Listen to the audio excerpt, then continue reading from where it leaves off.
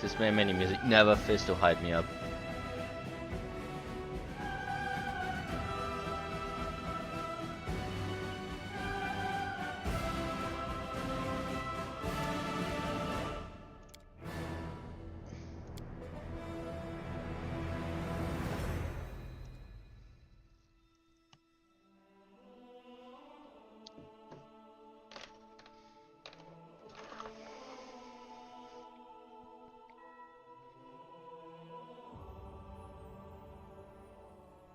Takes me back to the good old days of Dragon Age Out. But we are completely fucked up. That was a good time. We will win this war. Pretty sure I need to rest.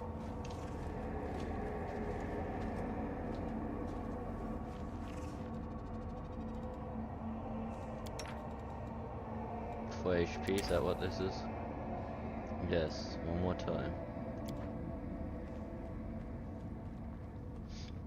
Can you just leave me alone? Experiment on yourself. I'm not some lab animal. Despite the conditions in which a subject came to maturity, it can compose intelligent sentences. Fascinating. That's pretty harsh, actually. You know, that wasn't funny. That was kinda just douchey.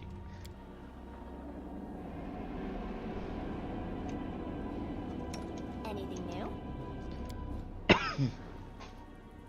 So we got the next mythic rank.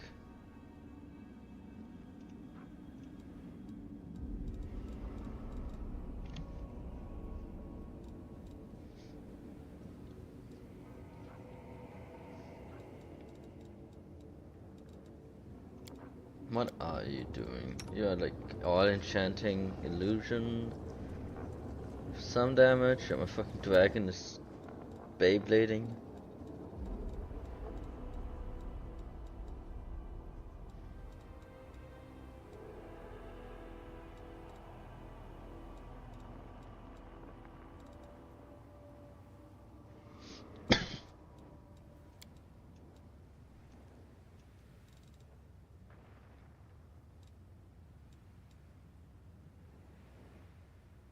Oh Jesus Christ. It's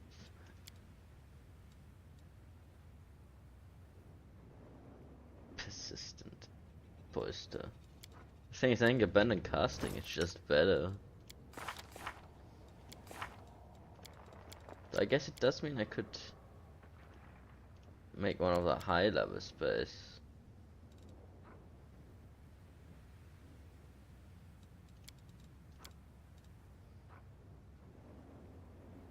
Roll twice. 2 more times damage. Roll twice. With only 1 level increase. But it wasn't it 4, 5 and 6, because then it doesn't really matter much.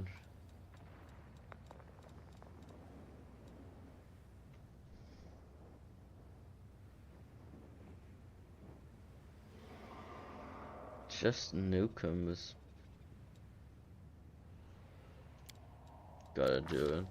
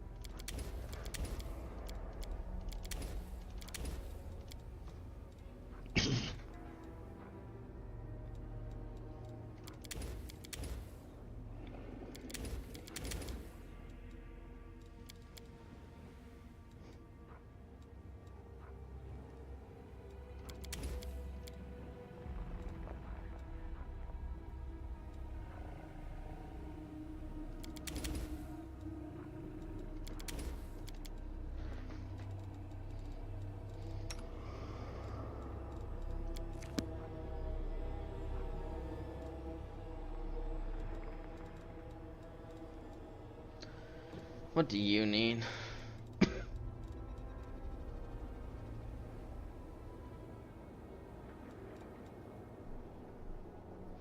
Unstoppable. Yeah, I already have that.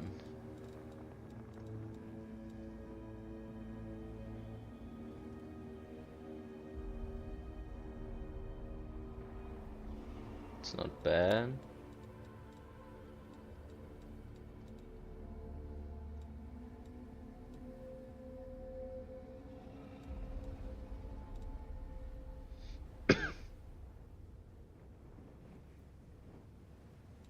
Okay, I wanna know if that works with Mark of Justice or not.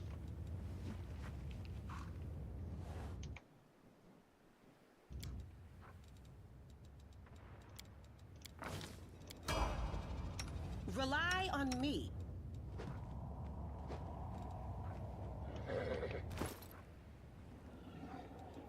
Not sure if that updated immediately.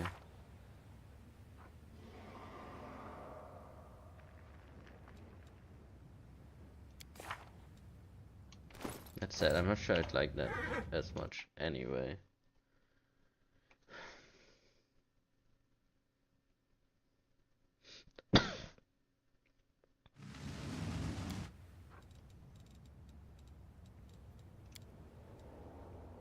Half your mythic rank, initiative, and saving throws.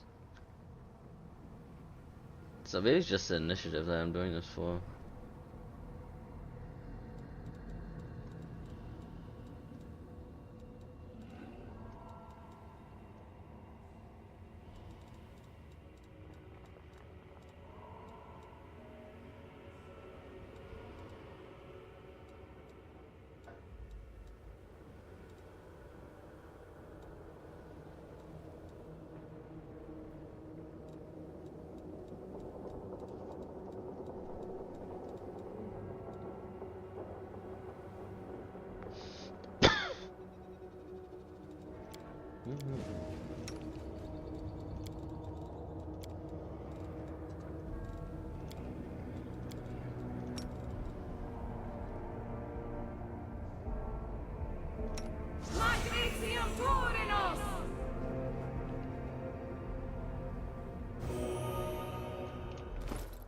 Huh.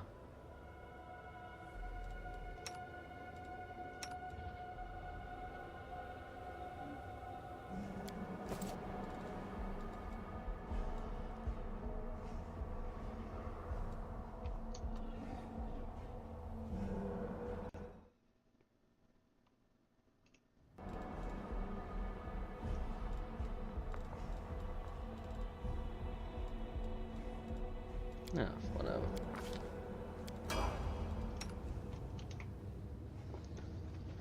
Okay, what do you do?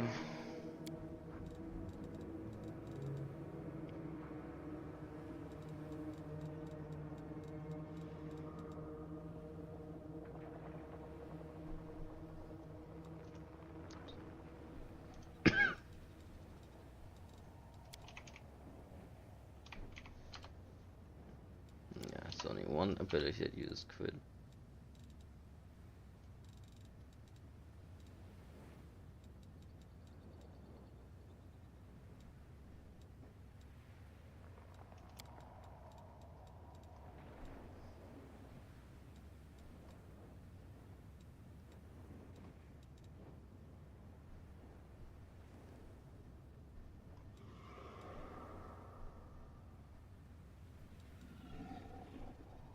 The damage is not good.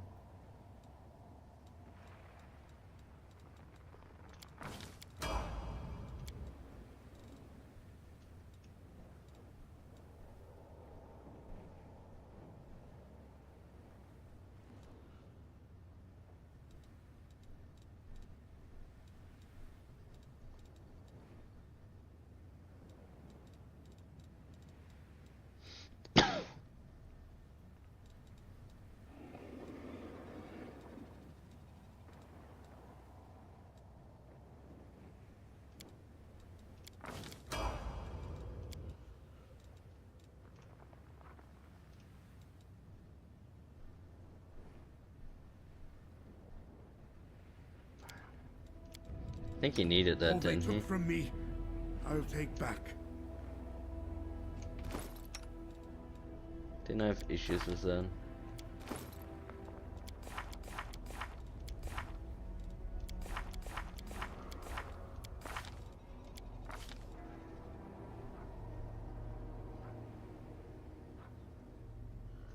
I get it at level 19.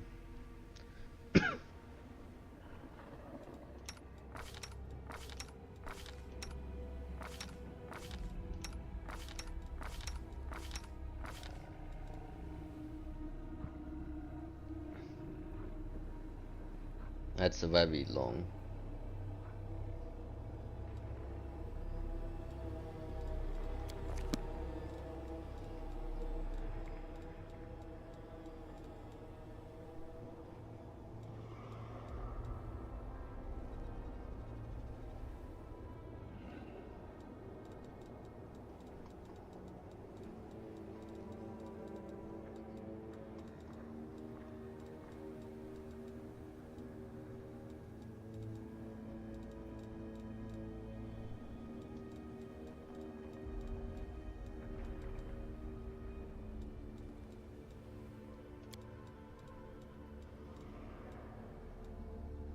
What's the charge also works?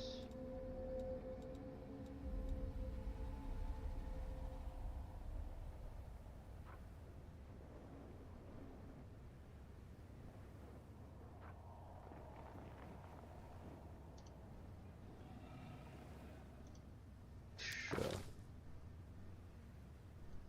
I hope this counts as a charge.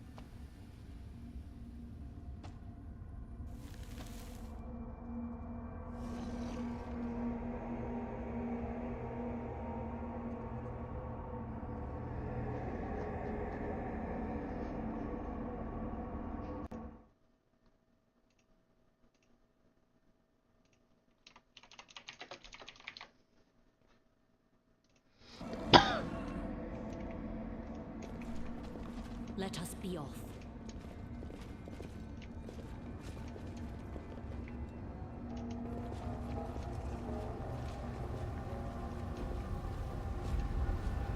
Let's move.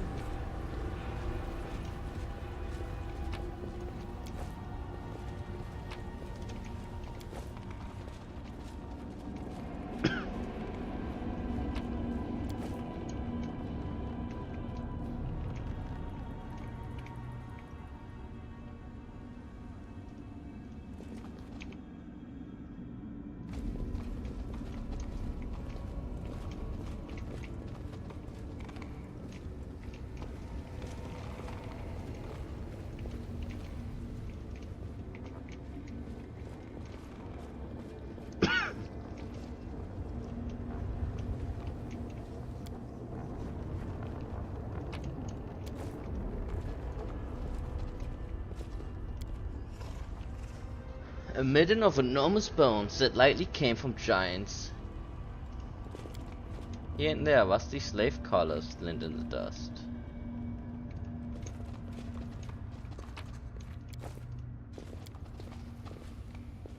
Deep grooves seemingly left by giant hands fiercely scratching at the stone.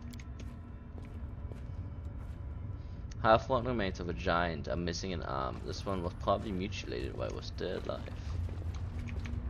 Oh, it's a nice view though.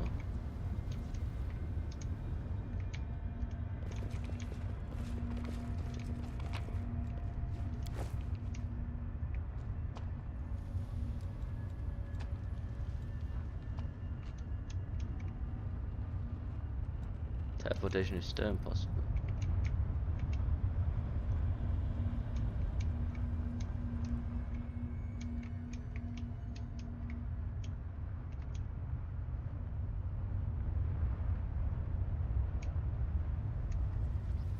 Let's talk to him then.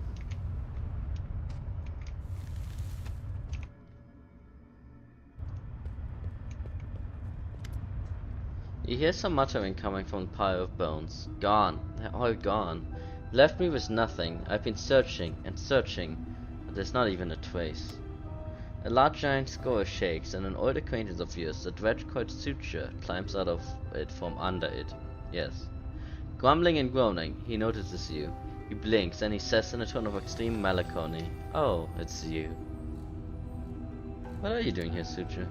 Can't you see for yourself? I've been browsing decorations for my newest luxury palace with a view of Ishara's best beaches," the dredge mumbles, and without missing a beat, he states wistfully, "I was on my way to see Mistress Arilo, but I can't teleport when I'm like this. Every lousy Birmore can do it, but I just can't. All I could do was reach a midnight faint, slip into the rift, but now I can't go further. I've been searching for the portal keys." Portal key? You've seen those big things up on the surface, right? They were kept closed most of the time, so slaves won't run away. They can be opened with special keys. If I was lucky enough to find such a key, I would have left this nasty place in a heartbeat. Then, who knows, maybe I could have found Mistress Arilo. Is Arilo somewhere here? You're a funny girl, you are. The demon grunts. My mistress, she's like the wind. One moment she's here, the next she's gone. But she loves coming to Alush, to the abyss. I would have found her by now, if I could get out of here. What is this place? It's a little bow dug by Baphomet's rats in the mansion of the listrous Lady Nauticula, Miss Suture grimaces.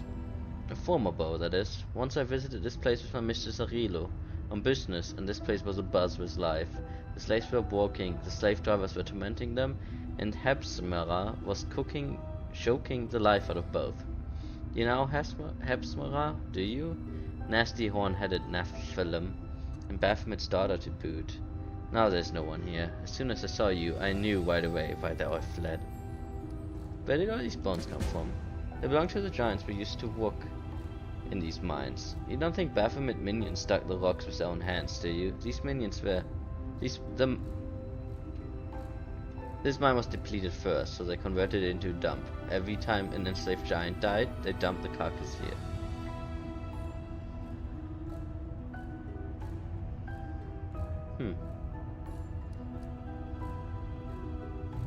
What do you mean? I'm here to find the source of the crystals. Do you know anything about it? Well, I just found one. Right? You just found one. Good for you. Suture sweeps his arms in a wide circle. This is the mine where they used to dig up the crystals, but it was long ago. They depleted it and they left. So crystals simply can be mined like any regular mineral. Simply enough, but not that simply, the Sulfur grunts. The Suture grunts. They can be mined, alright, but the crystals are very rare and extremely expensive. That's all I know. Are there many other mines like this? There's several more on this island as far as I could see. And they all must have been depleted too. Baphomet's gang wouldn't have left this place if they had even a slim chance of finding more crystals. As for there being more mines elsewhere, I don't know. How long have the demons known about the crystals? What is the secret you talk about? These crystals can be used in... Now the secret of the crystals. What secret... Yeah. What is the secret you're talking about? Those crystals can be used in many ways. If you're talking about magic powers that can be extracted from a crystal and brought into a demon, no one could ever do it before my mistress. Even now, only a few know how to do it. My mistress, I mean, Lord Baphomet and Biscari, are no fools to share that kind of knowledge with the entire abyss. Everything is clear to me. I'm not gonna kill you. I'm pretty sure I gave you the book last time, so yeah. I have to go. You know what? You better look around closely. Perhaps you find the key. A portal key. It looks like a faded piece of glass. But if it is filled with power, it's shiny purple. I walk around too. Search some more.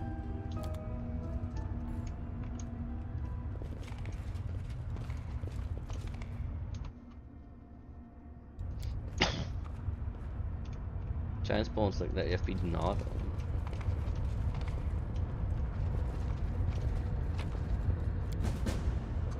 The key has been found. The hand of the inheritor may have some idea how to use it. Well, that was easy. The stone is gouged and crumbled, and traces of glowing purple dust can be seen in several places. Wear of this boot adds a rank to athletic checks to bonus to damage on a successful charge attack. Wait. The rank in athletics skills, bonus, that's extremely high if you have good athletics.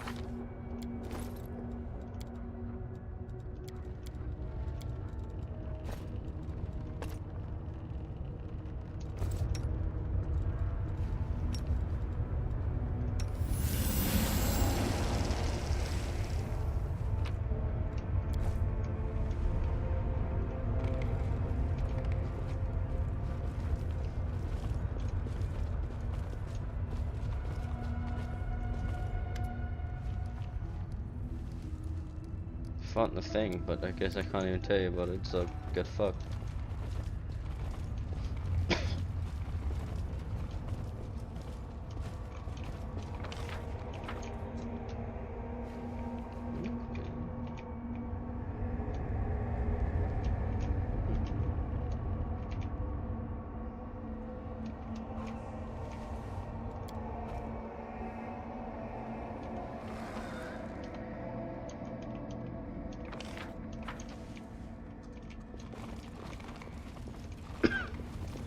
Follow me.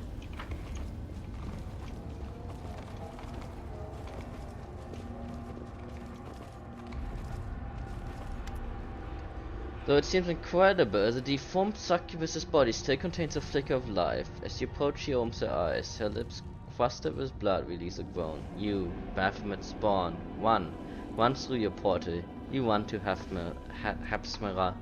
You think you are strong, but Our Lady in Shadow is stronger. She will avenge anyway. She will get her revenge. You may be a demon, but I still can't stand aside and watch you suffer.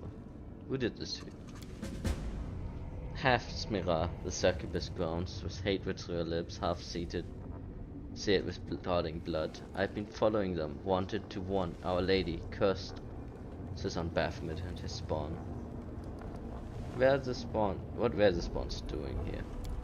Crystals, they were mining crystals. They said it's to attack the Crusaders, but I believe they want to attack the realm and Our Lady. We just got here and we already tangled up in some web of intrigue. Dumb luck. The one who maimed, where did they go? Through the portal. The succubus screens eyes bright. Are you chasing them? Find them. I get my revenge even after I die. Having lost the last of her strength, the succubus drops her head to her chest, then adds a wheezing voice. My key. I've got it hidden in a lesser shaft. Not the one with the bones, the ones with... and another one in a bigger shaft, among the old tours. Find them. Follow the trail through the portal. Oddly, the healing powers have no visible effect. She just moans slightly, shaking her head, and stares at you with stoic green eyes. Nothing I can do. Find them. Healing powers have no effect. Is she faking it? March on.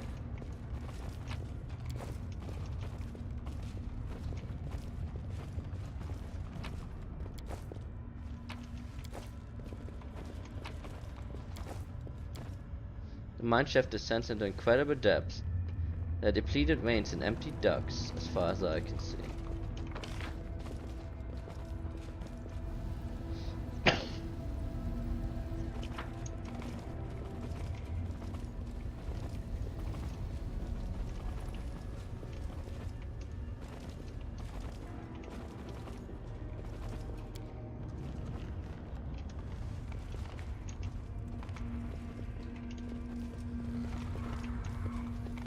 Onwards.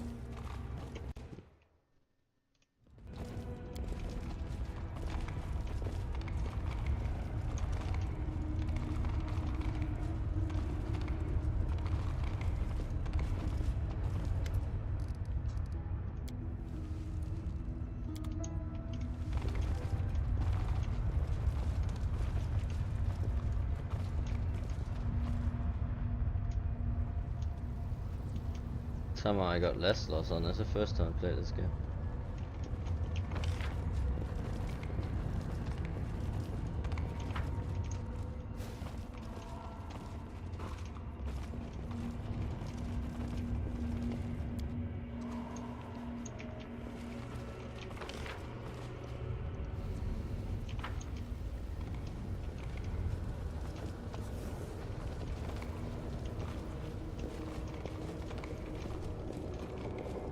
Because I already got the key. Let's move.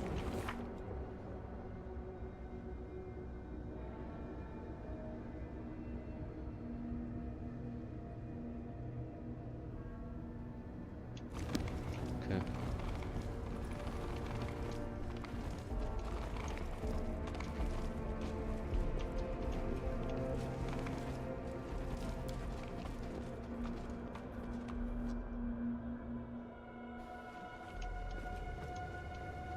Follow me.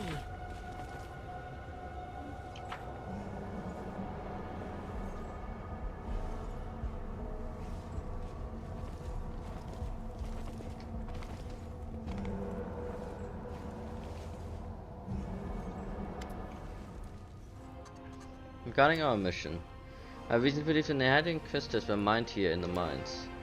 The angel flexes his wings, so the source of our trouble is these powerful crystals can be mined from the soil of the abyss as if they were just ordinary minerals.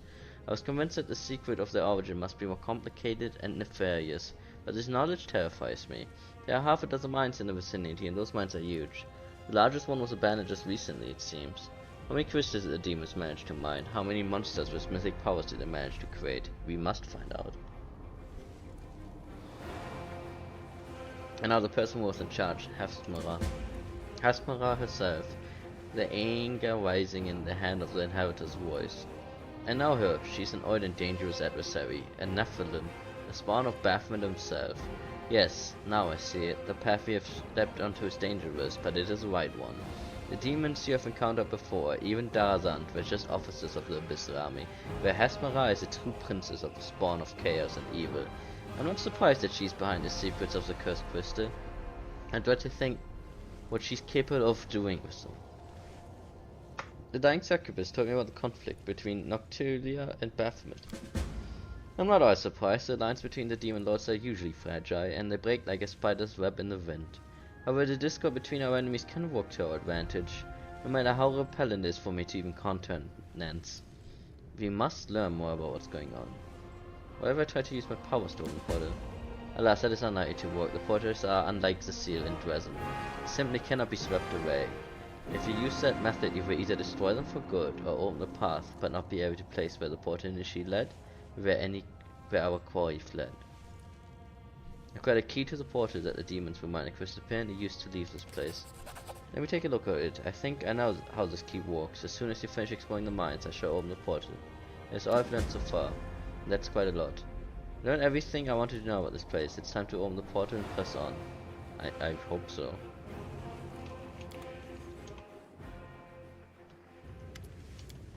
And let us begin the pursuit at once. The portal begins to glow brightly, and the hand of the inhabitor gestures toward it, hand clenched in a fist, onward wherever this road may lead us. After approaching the portal, the angel freezes. Heaven above us, just look at that. I see the pattern of the sky-piercing spires, the steep dome set against the midnight sky. This is Alucinara, the damned city of Norticula. That is where our enemies were heading. Hey, hold on a second. Where do you think you're going? If anyone charges into the abyss before the demon, everyone charges into the abyss before the demon, will soon be picking their pawns out of her ditch. The suture grins, looking up at the perplexed hand of the inheritor. So, little angel, are you feeling a bit uncomfortable on a plane where you don't belong? You shouldn't be barging in here. I'm telling you, you really shouldn't have. Alright, take care, I have things to do. I feel like I completely butchered Roy's paragraph, but whatever. What the fuck am I reading? Let me read this in silence. What do you think?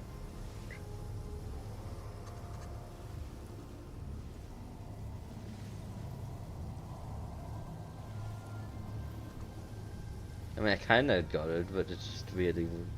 Sportly Solutionara, what does that mean? No one's gonna stop him. Okay. It means we'll be looking for a particular clutch of demons among thousands of their kind. Alucinara is a weird demonic metropolis. It's huge and macabre. It is a little safer, or rather a little less dangerous. and other corners of the abyss.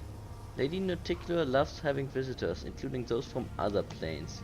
She does not like it when her guests are dying every day in her city. But if it happens quietly and without too much attention, a black hand won't even skip a beat. We must be twice, even thrice as careful in this nest of sin. One second.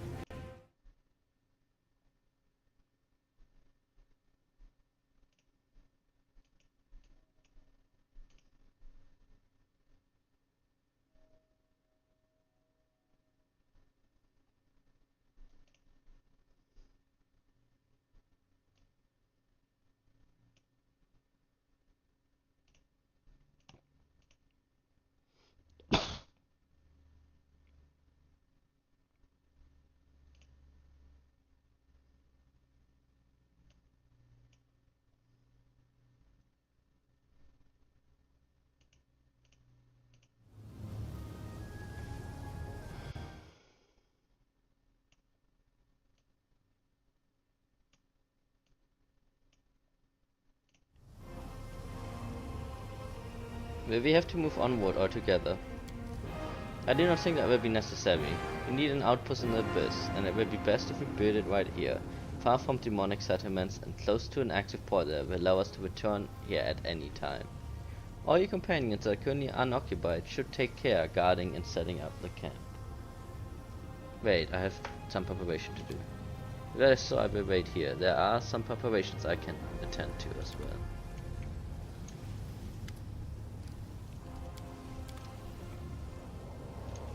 I found it weird that there's a portal here, but then there's also this, like, why is there two portals?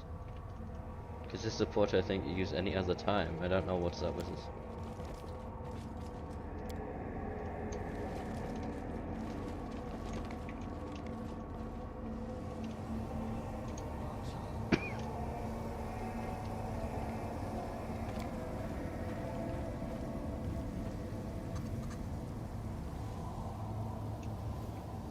This one, so I guess this is each is one portal, I see. And the other thing is just the universal, I think. Hey, I didn't know you could see stuff in the distance.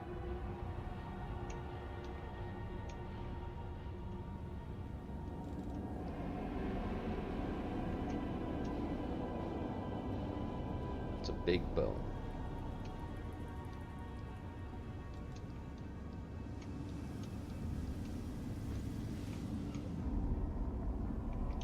It's a massive bone. Jesus Christ. I guess it is. The island is made out of that corpse.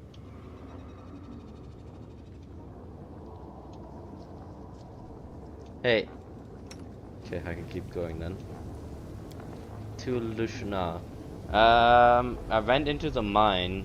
It was abandoned. You find out that the crystals that we are looking into were mined in the mine. Yes, crazy. We met Sucha dude again. We stand. He told us that there are these teleport stones you can use to move around. And then we found the teleport stone and the dude, the inheritor, opened it for us. Let's go. Wait, it's not the inheritor, has it? Let me tell you something, champion. We're going to Lushnar, the city of cunning and seduction. As sad as I'm to admit it, we are unlikely to find our enemies, and in the Hadean crystals that they took without the aid of the denizens of this hideous place. If Hesmera has something to do with all of this, we need another demon that matches their power. We will need to find a way to make contact with the city's ruler. On that point, we now know that there's a conflict brewing between Nauticular and Baphomet. I will not be welcome in this dark place, but I prepared for this. The angel seems truly proud of his plan. Is pride legal for an angel? I will cast a spell on myself, so there's not a single denizens on this plane whose soul the restorer to evil will be able to see or hear me. It seems very specific wording, like we could get about that. Invisible, I will follow you and protect you from all dangers and temptations of this place as best I can. And the demons will be unaware of my presence. Now, let us go. By the light and the sword. Let me know if you can hear me and everything.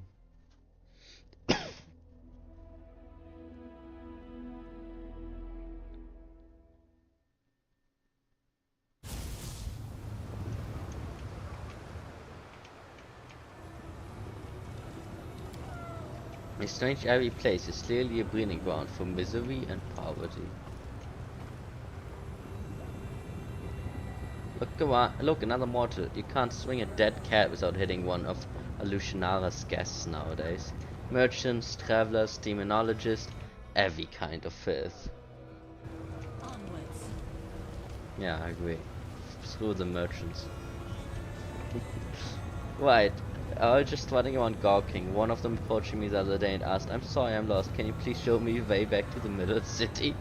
Oof, that must be weird to do that to a demon. Oh, I see. Well, I did show him.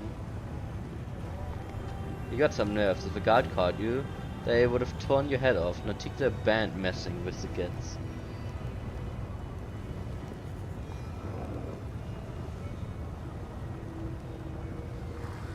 I was discreet. Brought him to a nice and cozy back street where no one could hear his screams. This sounds kind of rapey, honestly. Oh, maybe it's just me, but I mean, he does kind of rape the soul out of you. He does suck your level. So it moves depending on how my camera is positioned.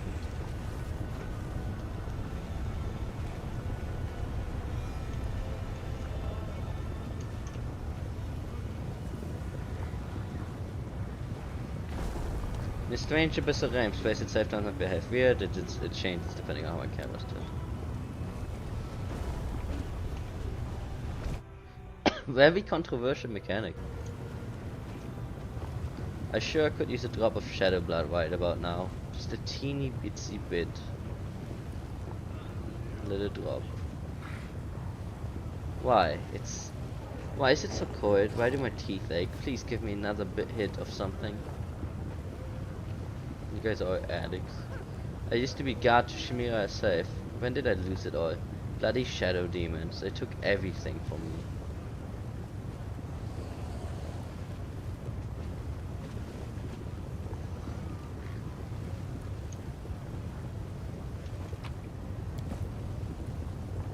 Let us be off.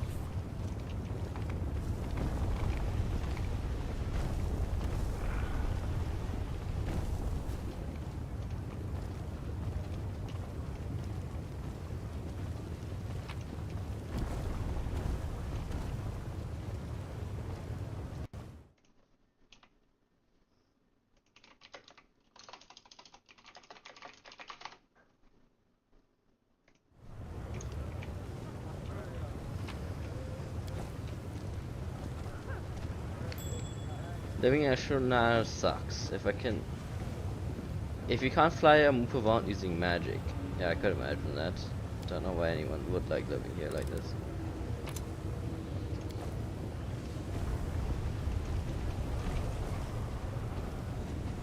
Not a freaking chance you're gonna get a fair shake from Chimera. She screwed you and spit you back out. She chew you up and spit you back out. We'll be right back here in 6 months before you can blink. I'm telling you, if you want something from you, go find it and sell it to someone else for a heap of cash. There's a tavern. Taverns are the starting place for all adventurers.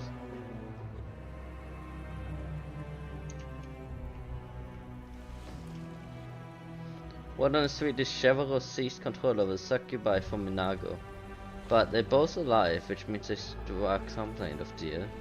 Ashura honors Arushale and their friends.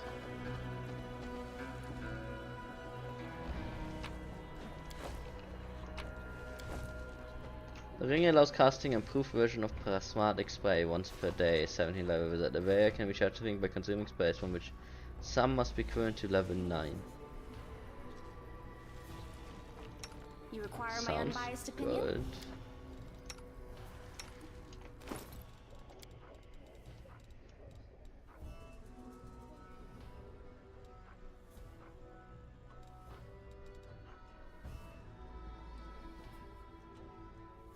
I don't know what part of this doesn't stack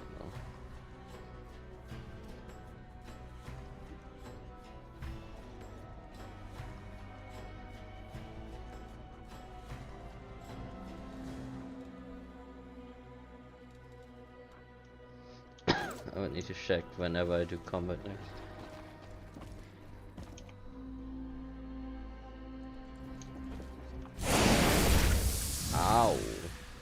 mean, it didn't actually do that much, but ow.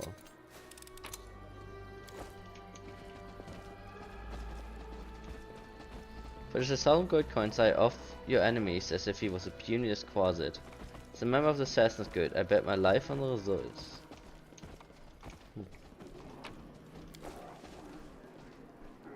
A few days ago, a bunch of tentacles crept out of the crab drain and dragged away a couple of drifters, whose bumps screamed like they were being torn to pieces. We nearly laughed our heads off. I think I'm getting very weird vibes from this fucking place. Sup? A wrinkled demon with broken fangs and a missing eye stands before you. The eye socket is occupied by a large squirming multi-legged insect, yet it seems to not cause the demon any discomfort. He greets you with venom in his tone. Welcome to the bad luck. I'm Burgas, the innkeeper. Our establishment upholds a high standard of service in that it's better to eat and drink here instead of a ditch. Sleep here at your own risk, turn the rest of your life in cheap swill, or purchase goods at the highest quality in dubious origin. Upon giving you entourage an apprising look, the demon adds in a silken voice, "We accept payment in gold and slaves." What about dragon bites? Do you accept those? I show your payment, you big meanie. Dirty floor, terrible booze, a clientele of scoundrels, each one more dreadful than the last, and an innkeeper who is a cook and probably a creep. Ah, the perfect venture to celebrate our arrival in this godforsaken place. Venue. Who wants to keep me company, maybe even entertain the other patrons with a few Crusader songs? I doubt they've heard them before. You can count me in. We do not abandon our own. Let's find out what the locals here used to drown the sours. Surely I can't taste any worse than the mongrel liquor made from venomous spiders. Blah. I'm the commander of the Galarian Crusaders. Show me some respect. So you're a big deal on Galarian, so what? This may come to a surprise, but Crusaders don't have much authority in the abyss. Yes, anyone sees you as an outsider with a doubtful past. If you want to carry any weight here, you have to build up your reputation. Where can I find Nocticular? Demon gargles and bursts into deafening laughter. Tiny bugs fly out of his mouth. I think this demon is not alive. Wiping away the bloody tears and giggling, he grabs a particular nimble insect and tosses it back down his gullet. What the fuck am I reading? You can find her in the palace, mortal. The thing is, she won't just see anyone. The last person who had the nerve to show up uninvited now lives in the catacombs and everyone calls him Scrap. Care to guess why? I don't know who you think you are, but you will not be allowed on her doorstep unless she invites you herself. And to receive an invitation from Nidicula, you've got to be an influential and renowned figure in Elushanara. Or you could do something to piss her off. Sometimes the two are one and the same. So if I go on a murder spree. How do you earn an invitation? The demon shrugs, his chances are slim. But you look cocky, so you could try the gladiator fights in the Battle Bliss. Everybody loves a good butcher.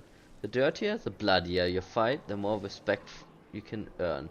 Only fools fight fair, so you must prove you know the ways of the fighter's craft. If the crowd will love you if you torment the loser before finishing them off, make them shriek, squeal, and beg for death. Then you can count on having the fight of your life. You will face a Nehadian League champion. Your death will be a symphony of suffering, and the audience will forever remember. Most can only dream of such a fate. You can cozy up to someone in the upper city. The more influential your patron, the more respect you will be shown. Just remember that in Elushanara, only the most skilled patrons make it to the top, like Lady Velixia. More often than not, their offer of friendship is an introduction to their intrigue, and they will get you into your head, twist your thoughts, make you hate yourself, and make you destroy everything you ever loved with your own hands. That's the idea of fun. If you know how to solve problems, you could try to get under Shamira's wing. She presides over the harem of ardent dreams in the middle city and rules Elushanara. Lady Nauticula does not stoop to such trifles herself. Commanding the city is dirty, bloody work, and Shamira is always in need of capable assistance. Especially since she changes them as soon as they start to reek of her dark deeds. Walk through the slums. Everyone you see Tried to climb the ladder, but fell into a trap. There are plenty of warnings in their incoherent ramblings. I don't know if I need a room. Show me your verse. Tell me about the latest rumors. The demon pours a shot of liquor that smells of blood and bitter ash. No problem. Have a drink and we'll talk. 5 gold. 500 gold.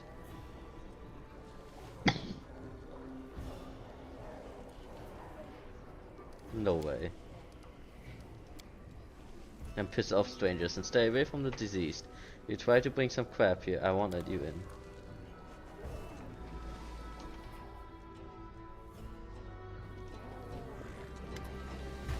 Greeting you with a nod is a middle-aged sorceress with short, dark hair, a skinny face, and prominent cheekbones that bring to mind images of predatory birds.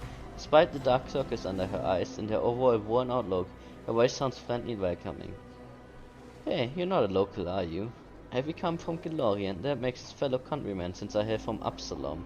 Allow me to introduce myself. I am Magister Meliria, a certified specialist in resolving magic-related issues and the captain of an airship called the Stretcher III. What's a sorcerer from Absalom doing in a rat hole in the middle of the abyss? For a couple of seconds, the woman's gaze grows distant, and a bitter expression appears on her face before quickly fading. I suppose you could say I'm trying to cheat my own fate. In the current stage of my life, the abyss seems like the best port to call home. There aren't a lot of experienced and at the same time trustworthy captains out here, so I never sit idle. You seem honest. How do you manage to survive in this place? Frowning a little, Mileva crosses her arms in a resolute gesture. I see what you're getting at. You're asking how a captain who doesn't grab everything that isn't boarded down. A captain that doesn't steal cargo and doesn't throw passengers overboard. Knows how they can survive, surrounded by a gang of bloody pirates. My answer is simple. My principles protect me. I strictly follow the unwritten aeronaut code. I never ignore those in distress. I never attack other vessels. I honor the integrity of cargo that I'm entrusted with. And maybe I look like an idiot to the other captains, but I don't care. My doggedness earned their respect, even if it also provokes their ire. Besides, it can't. They know I'm stubborn. I defend myself to the end, I suppose. That's the very reason why they haven't slit my throat or seized my ship yet. I'd like to know more about you and your ship. Understand your curiosity. You won't find another ship like Starcatcher III in the Abyss. Actually, captains like me are rarity here as well, for obvious reasons. Why the third? Where's the first and the second? The cheerful smile of the sorceress fades away. The second crashed onto rocks of Alenthea. We were sailing over Mara Island when a mutiny broke out. It's an evil place, where discord and hostility fills the air like noxious miasma. A part of the crew tried to seize the ship, the other remained loyal to me, and a massacre ensued. Defending myself, I had to fight my friends, till I was the last one standing. The last survivor, all by myself. I barely managed to guide my ship to Alenthea, but when I was bringing her into land, the rocks tore into her like a fishmonger gutting a fish. Starcatcher II was irreparably damaged. As for me, I escaped with a couple of bruises and ship too. The sorcerer squeezes out a bitter smile. As for Starcatcher I, it was because of her that I decided to settle in the abyss. How did you wind up in the abyss? The face of the sorceress becomes grim. Her words seem to become somewhat cold and remote, as if from a grave. I was once a member of the Arcana that thing, the most prestigious magical academy in Absalom. Back then I was captain too, and I delivered special cargo and passengers at my colleague's request. I had been assigned to risk an extremely important rescue mission on the plain of Abaddon. I had to rescue a group of Pathfinders who had gone into hot water there. I literally ripped them out of the claws of the Grave Dragger, the herald of Zephyrus, god of accident and pointless death.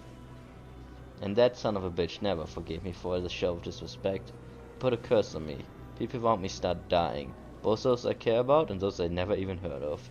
News of horrible, pointless, and tragic accidents that cut lives unnaturally short follow me wherever I went. But nothing happens to me. I managed to get out of trouble, any trouble, without a scratch, even when violence raged all around. I tried to get rid of my curse, but no one could lift it. Soon after that, Starcatcher I was wrecked in a terrible storm. Then I decided to go into voluntary exile and stay away from the plains where civility, mercy, and common sense are valued. Here in the abyss, I can at least avoid mourning those lives who were cut short by my curse. Besides, the abyss is insane and bloody enough even without me, so my cruel fate can add little to this crazy whirlwind of aggression. Lan listening to the tale with rapt attention, without moving a single muscle, and then seemingly even forgetting to breathe. It is the first time I've seen a real captain. Tell me, how does it feel, well... Lan stops, unable to find the right words. With a soft smile, Mariana supplies the rest. To be an aeronaut, how can I describe it, lad? It's just the best job in the world. Who works on your ship? I handpicked my crew personally and extremely meticulously. I try to recruit those who are not completely corrupted by prevailing customs of the place. Let's put it that way. Even here, there's a chance, a rare one, but still a chance to meet a mortal with a good heart, someone who, though poisoned by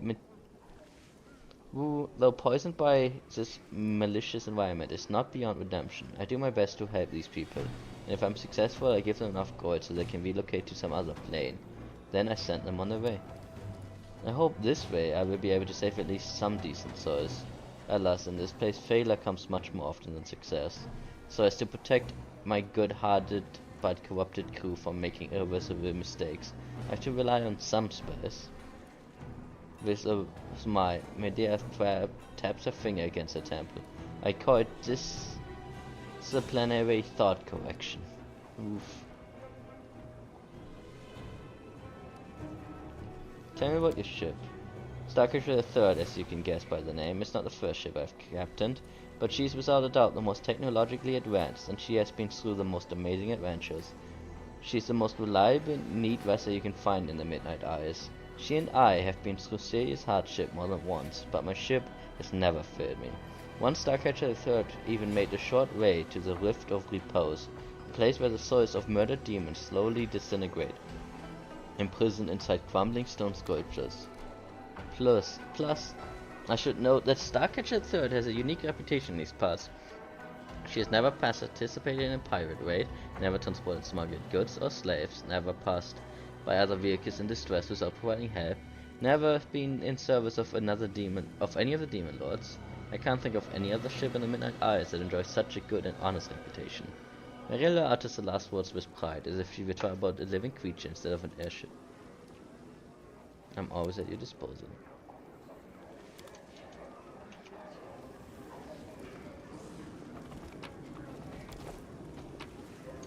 Let me just steal the eyeballs from you.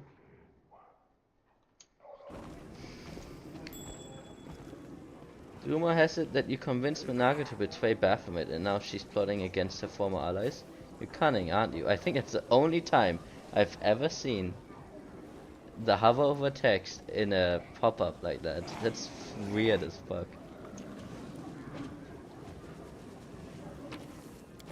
Natikle is a tyrant and a vicious bitch. I wish someone would escape off its throne and twist her neck. I hate her. I had this buddy called Blob. He was a gladiator. Once Blob got a minor injury, just a broken finger, so he went to the arena's healer. Well, this healer came back the next day and said Blob died during the surgery. Right? Sounds like Canadian healthcare to me. For 1,000 gold coins, yeah.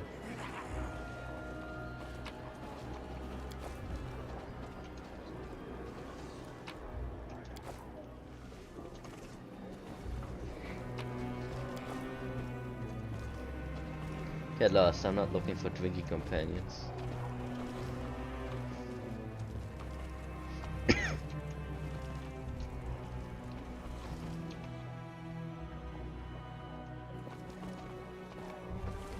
Familiar face. This halfling with horrible burnt face and crimson brightless eyes looks strangely familiar. After a moment of recollection, you remember his features. It's a sobbing man who stumbled into a nest of Baskervilles and lost his sight as a result. Lucky for him, you arrived just in time to pull him out of the ditch, only for him to end up in an even more dangerous and sinister place. Remember this? It was a long time ago. Actually, Dad never had done this before because he died every other time I played the game. Because it's actually like 2 skill checks you need to do.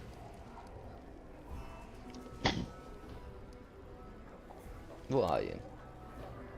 The halfling scans you suspiciously with terrifying red eyes. He speaks in a silken voice, while his hand carefully hides under his clothes. We're undoubtedly aware, Miss Hill. The name's Sam Crow. And just who are you? Don't you recognize me? I saved you from the Vescavors. For a few seconds, the halfling is silent, stunned, then exclaims in excitement. From one eerie eye, a single bloody tear appears, out of sheer emotion perhaps. I thought your voice was familiar, but for the life of me, I just couldn't remember where I'd heard it. So it was you. What a surprise, what a joy. I thought I was a goner, and then you grabbed me by my skeevies and snatched me out of the claws of death. I never had the chance to repay you.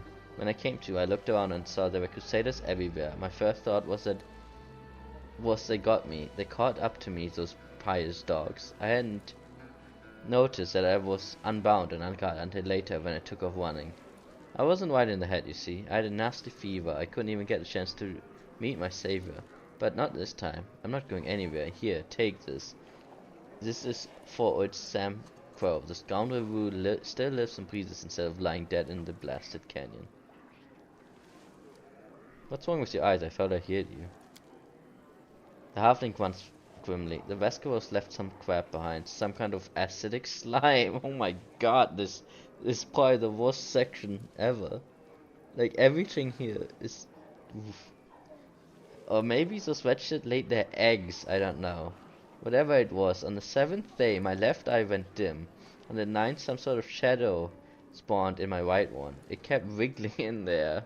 The healer in the battle bliss cut out my old eyes and sewed in these instead. Now I can see in pitch darkness and tell difference in temperature. And do a bunch of other stuff. I mean, at least he became like a cyborg, I guess. A master of his craft, that healer. Ruthless, though. How did you end up in the crevice? As soon as the Crusaders started mopping up the frozen cannabis, I knew it was time to split. The eager watch interrogated snooping around everywhere, asking questions.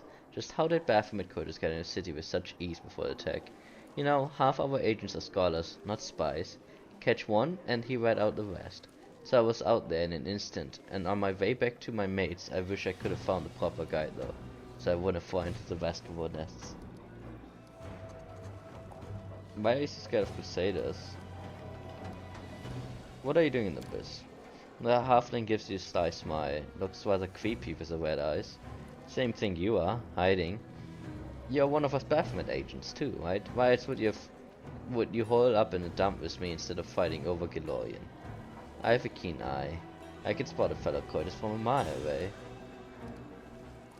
Scarecrow grins smartly, clearly proud of his own insight. Why work for the demons? All for wizardly knowledge I've always been curious to avoid, especially when it comes to magic. Once I was allowed wizard books, there was no stopping me.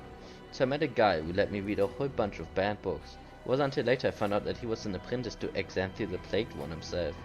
Now that one knows a lot, so I asked to be the Plagued One's apprentice. That's how I choose my side.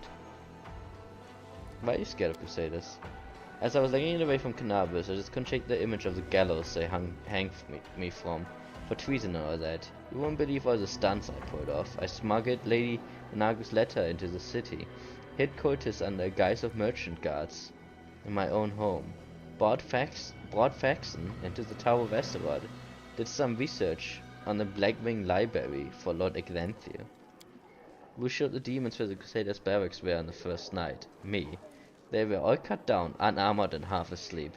When the resistance gathered at the defender's heart, who was it that found out and told the demons about it? Me again. The whole thing hinged on the messengers and spies like me.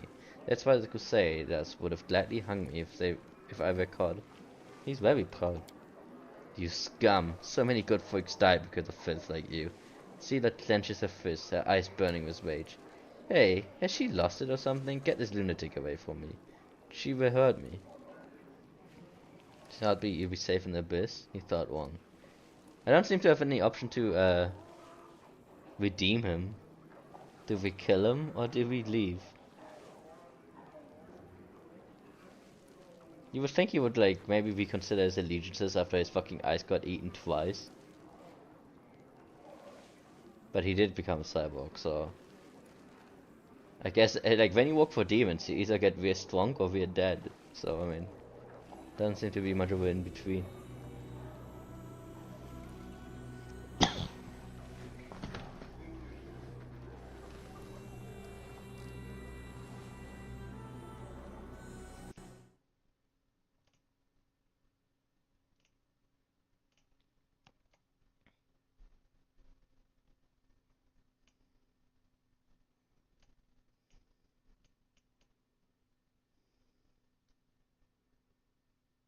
So, do we leave him alive? Do we kill him? What should we do with this guy? I think he's worth the fine. Sealer seems to. Well, I wish I could specifically ask. You take care. Remember, this is no Galorian. Things are rougher here. This is where, like, I wish I could specifically ask, because I would say it's her decision, really. She's a paladin. Does he deserve death? It's probably just gonna draw attention, though.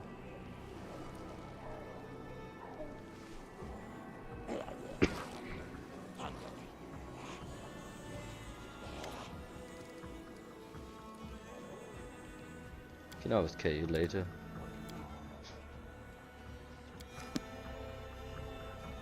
Now we have teleportation.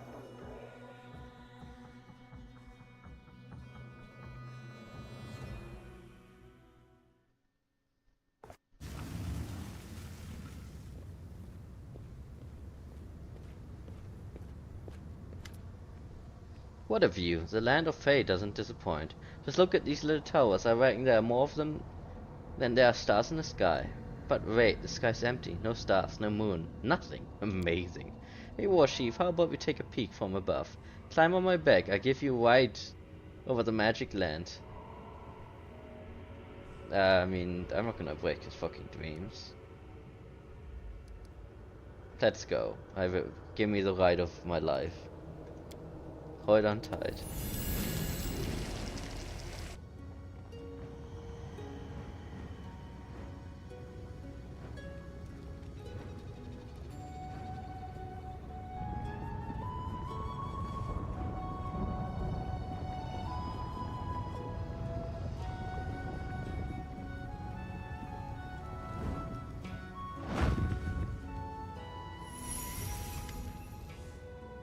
After having you down off his back, Ulbrich returns to his human form. His face radiates joy.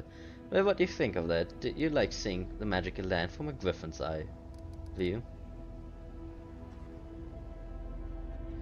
It's a shame I was spoiled by the awful city. It wasn't bad, but I've seen better views. It was awful. You're not getting me back on there again. Don't even ask.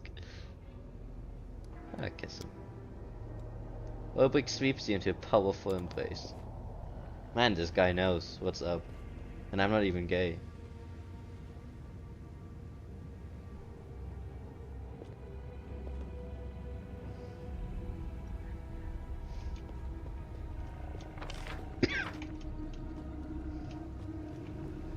It's no homo, just Griffin. Never thought I'd find myself in the land of the Fae. Well, let's take a gander at how they live down here. We just need to follow the rules, or we stay here forever. This isn't land of the Fae, it's abyss. I can tell him now. You say that like there's a difference. Sure, some Arglans have horns, others have wings. Still others have horns and wings. But they're all the same Arglans. I mean, technically you have feathers. Like, whatever. What rules?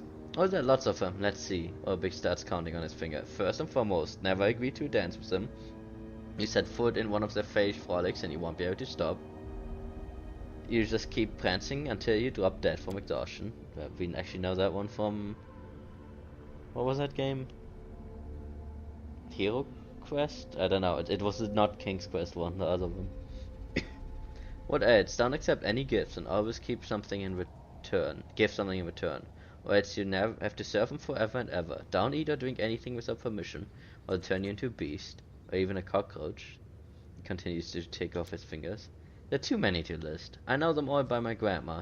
She knew so many songs about the Fae, so many tears. Look, War Chief, instead of me telling you all this, how about you just follow my lead here? Alright, you can't go wrong that way. And if you see anything suspicious, just give them this. Ulbrich thrusts a hand in your direction with an index and little finger extended, and swerves it back and forth. It's the best way to ward off any sorcery. If you show to a Fae, they can't give you the evil eye. Pretty funny because evil eye is actually an ability in this game. But I need to talk to you. You were right all along. The thing between us isn't going to work out. Nah, I'm not gonna break his heart. He's too cool, Leo. Yeah, I mean, I'm just in character. Any good human being can roleplay in character. It's not gay. If you pretend to... Whatever, I'm not finishing that statement.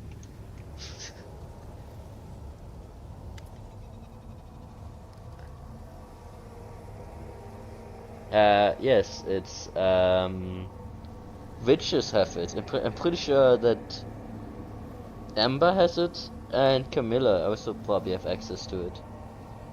But yeah, like it's a witch ability. I don't know if all witches have it or witches can get it. I forgot. But it's a debuff. In fact, yeah, remember I was using it with Camilla. It like debuffs one attribute, like either armor class or saving throws and stuff like that. It's like a grayed out eye symbol. Yeah, I believe that is evil eye in this game. On one claw, dragon skills look amazing to hide. On the other claw, if we were close like humans do, we'd be able to wear IP vest and have a shirt with big puffy sleeves. You've grown up a bit. Yup, the dragon looks incredibly proud of itself. Dragons usually grow as they grow older, but I grow as your powers increase. So don't be fooled, remember? I'm still a kid. Wow. Game ruining my dreams.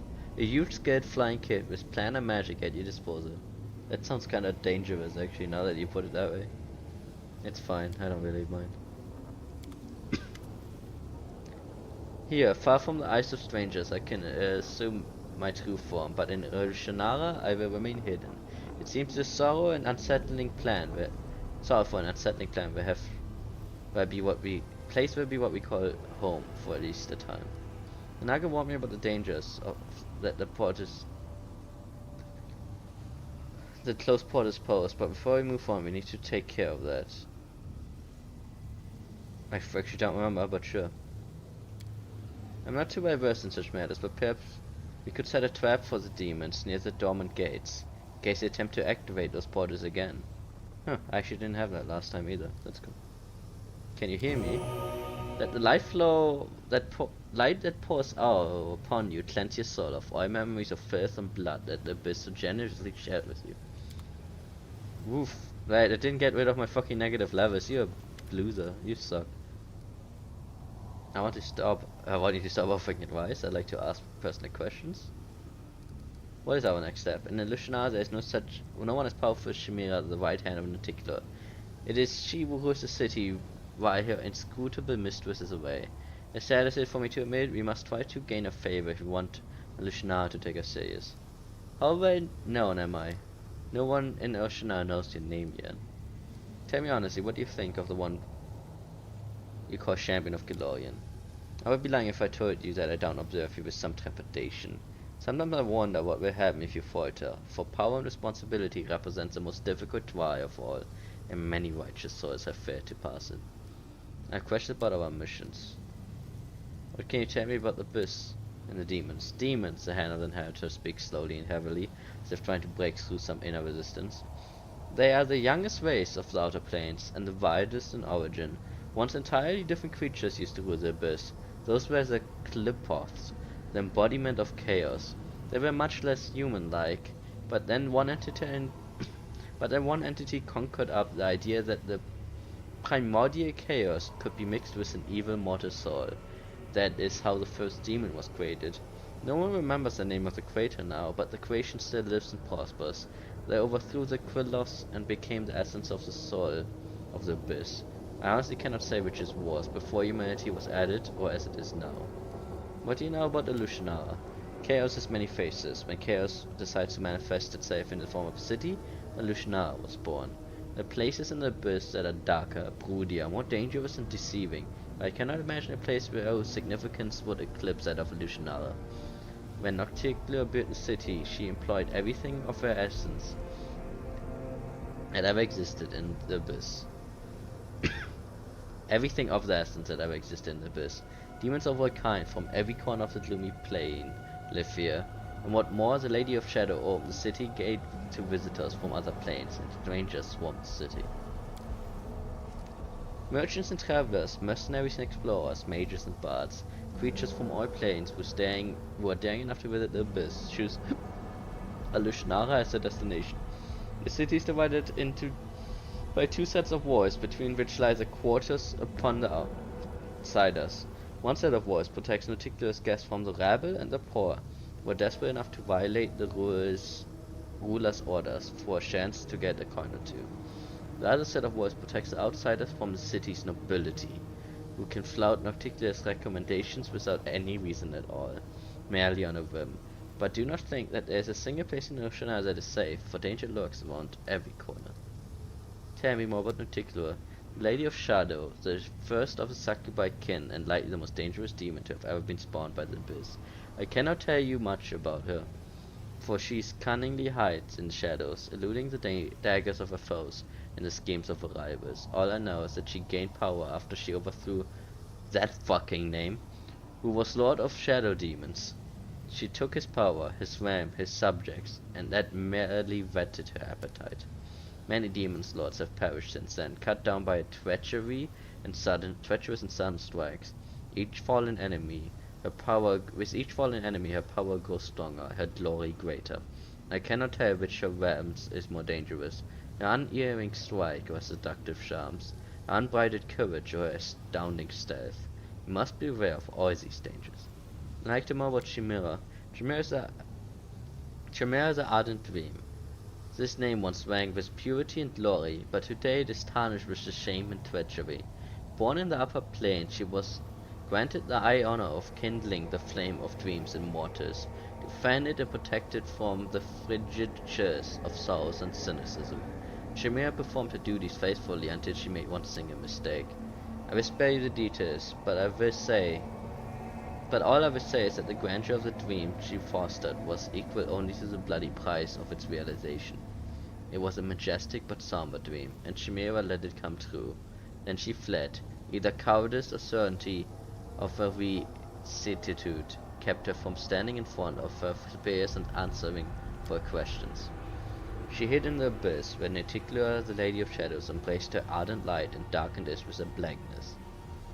A few centuries passed, and we heard her name again. Now she was quite the mistress of Lishanara, Nuticulor's loyal companion and favorite. That is how we know for certain we were right on the fateful day when we condemned Chimera. Our only regret is that we failed to foresee her fall. What was so dangerous about the Hesmera? She is the worst of all Baphomet offspring. She gained this grim title in the bloody conflict with her own brother and sisters. She brutally wiped out everyone who stood in her way. She did not even show mercy to her own mother and doomed her to cruel execution. As reward for her eagerness and loyalty, Baphomet granted her the use of his most cherished tools, Templars of the Ivory Labyrinth.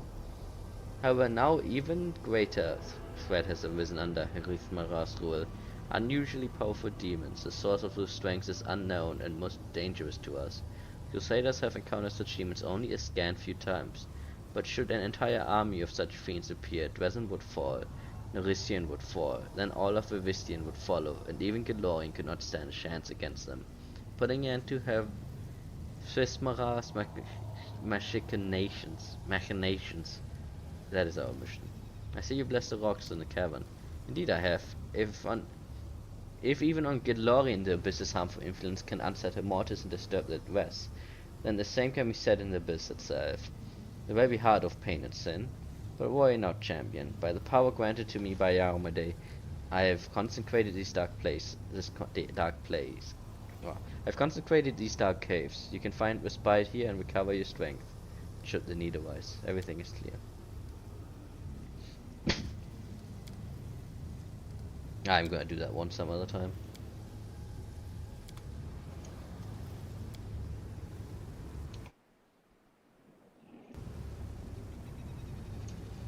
So how do I set the traps here? It said I could set traps here, but I don't see why. I'm sure I seemed confused. Something is wrong. I feel like I've lost something, or not. It was Desna who lost me when we descended into the abyss. She had been my invisible protection through all of these years, and now I no longer feel the divine helping hand on my shoulder.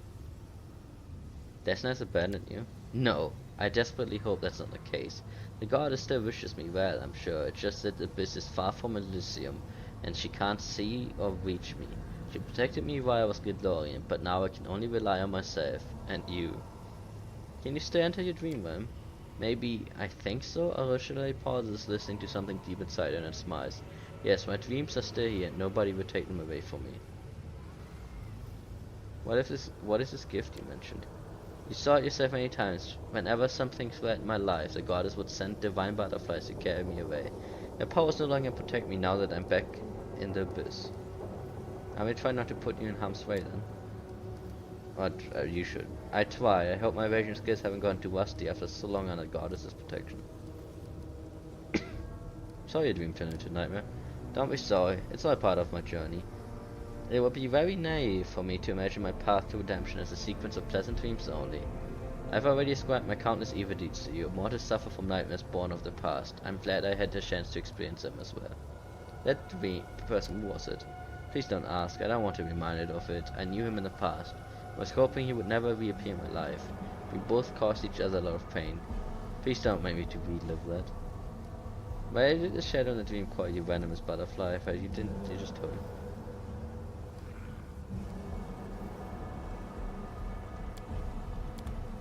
Saving the game implies that I'm dating her. I think that's the stop dating line, so I guess I did enough to somewhat be dating her. So that's a side gig. Lan is holding a knife between his teeth while trying to string a small bow. He spits out the knife. What I was trying to say is, if you see any unwanted leather straps around, give them to me. I can make a quiver out of that. The mongrel kids have decided they want to learn how to shoot a bow, like Chief Lan, so I promise to teach them. Lan, I don't think you're gonna be able to do that right now, so that's why I'm making training rams in my spare time.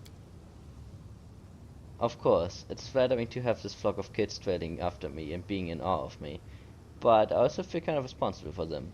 It's like I've suddenly become a dad with a whole gaggle of kids. But I can't say I'm not enjoying it. They're also smart and strong, and not a bad one in the bunch. He beams with pride. I can't wait to see their faces when I give them their very own bows. I don't think you should ask Sophie for kid advice. She kinda gets some kid. Would be a great father. I mean, I'm kinda like... He has bad memories with her. You enjoy it. You do something more useful in your spare time.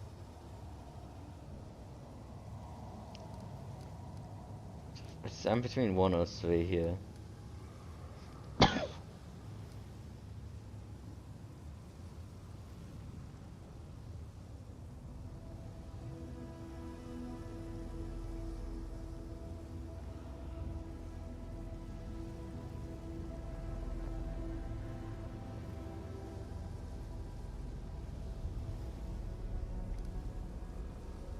Sweefy is mean, but also I don't want him to get his hopes up. He ain't getting any waifu.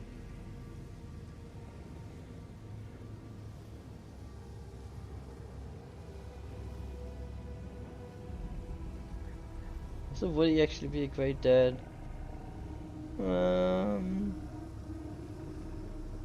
Probably won't be terrible dad. Sure. Me a father, honestly, I can't even let myself think about that. Mongrels have a tough time producing healthy children. My younger brother died in infancy. My mother's last baby was born in pieces. I don't want any woman to have to go through that, what my mother did, just because I got warm fuzzy feeling inside when I spent time with kids.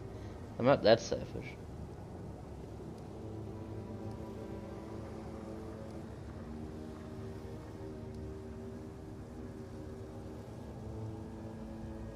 Your mother got you, it wasn't entirely tragic.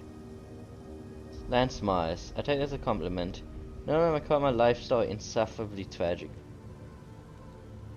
before, but in all seriousness, maybe I'm just afraid of watching any more people I care about die. He turns this human half of his face to you and smiles warmly. Thank you for talking to me about this. We don't talk about your fears. They just fester inside, and they poison everything. Yeah, I think that was walking the line without being problematic. I really wish to cleanse me of Follow me. the other stuff too. That said,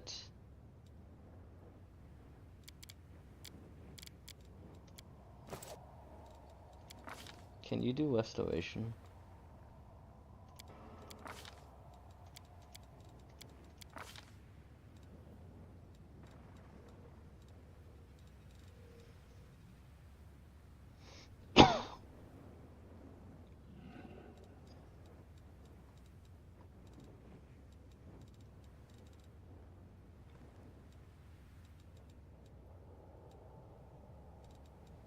does not want him to do restoration, but I'm not sure why.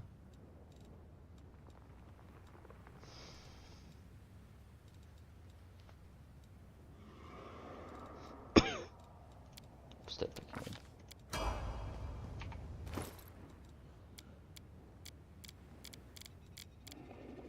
Saucy, what level are you?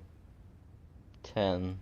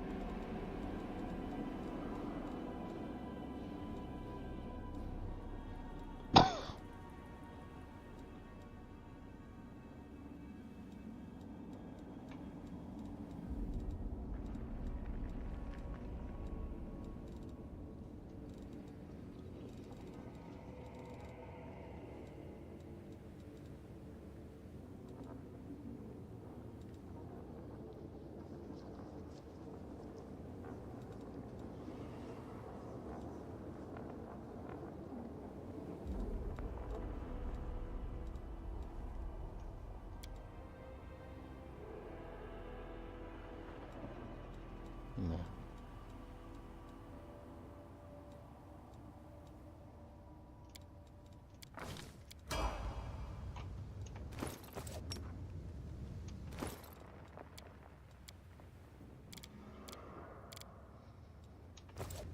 I wish I could use your magic right now. No ways I could do it.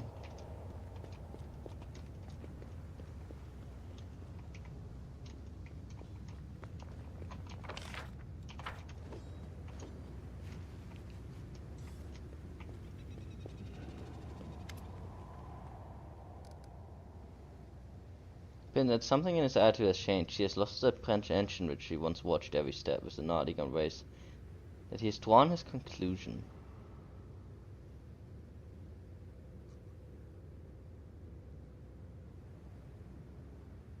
I don't think he likes me. I thought, Jesus Christ.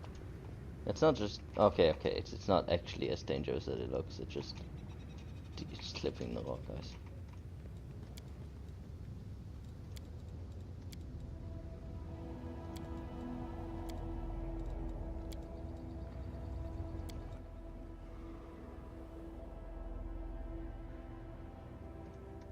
So I don't have any... I see, so you need the coins and you don't start with any.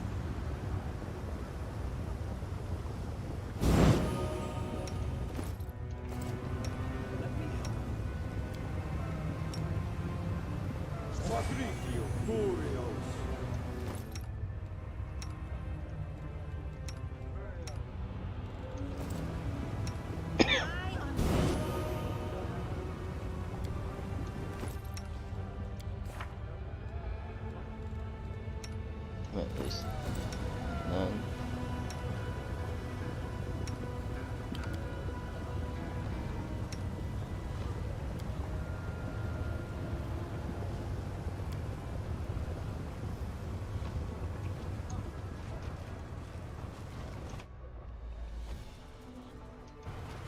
No reason to pause. Operane sentes. favorite aid.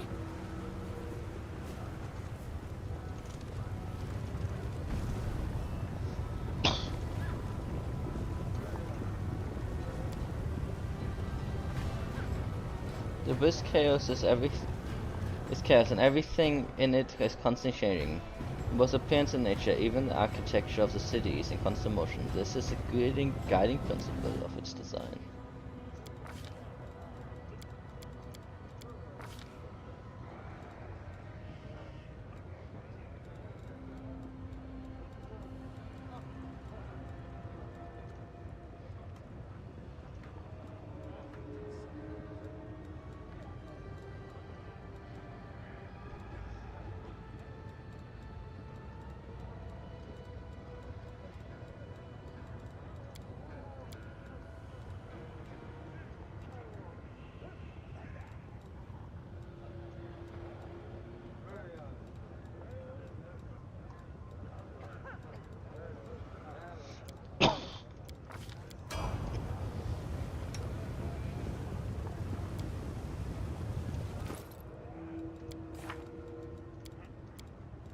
Do we have greater restoration now? We have cruising.